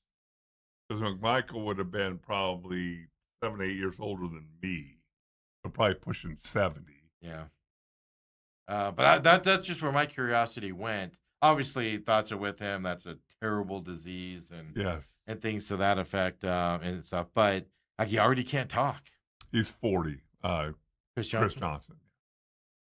I think. Yeah, it's probably about. Yeah, should have guessed that. Just knowing when he was with the Cardinals and 2,000 years, right? I mean, a lot of bangs to the head with that guy with how much he ran the football when he was with Tennessee, right? But I wanted to ask you if you're seeing that kind of floating around in the player stuff you get and everything of is that something where they're like, football guys, it's not just CTE, it could be this other stuff. Yeah, I've not heard that yet. I was just curious. Because like I said, it's young. Yeah, 40 years old and not being able to speak already. So it's keep him in your and things with him, obviously, because he's young. You can live with it for a long. Michael lived with it for a long time. And things to that. Now you're shell of yourself, and there's no way nobody wants to go. The other side is Wimbledon's going on. One of my favorite tennis tournaments, Dale, of all time. My favorite major. You gonna watch any of that? Good luck to you, Steve. No. Which one would you rather watch the most, World Cup or Wimbledon? I don't mind watching this. Wimbledon gets in the second week. Well, I mean, Sinner, one of the best players in the world, barely escaped. They had to go 5 sets to win this morning, and stuff to that. I had that on. That's the other thing I like about it. You can wait whatever time you wake up in the morning. You can on because it's obviously in London and stuff like that. I was just curious if you watched any of that. You didn't watch the end of the Travelers today because you had to drive here. So. Steve made me come in. Yeah, I'm sorry. After your week and a half off. Wow. All right, go pump your head in another tree. See you tomorrow, everybody. Have a great Monday night. I forgot what day it was. Catch some World Cup soccer today. Catch some Diamondbacks baseball tonight. Get ready for the 4th of July coming up.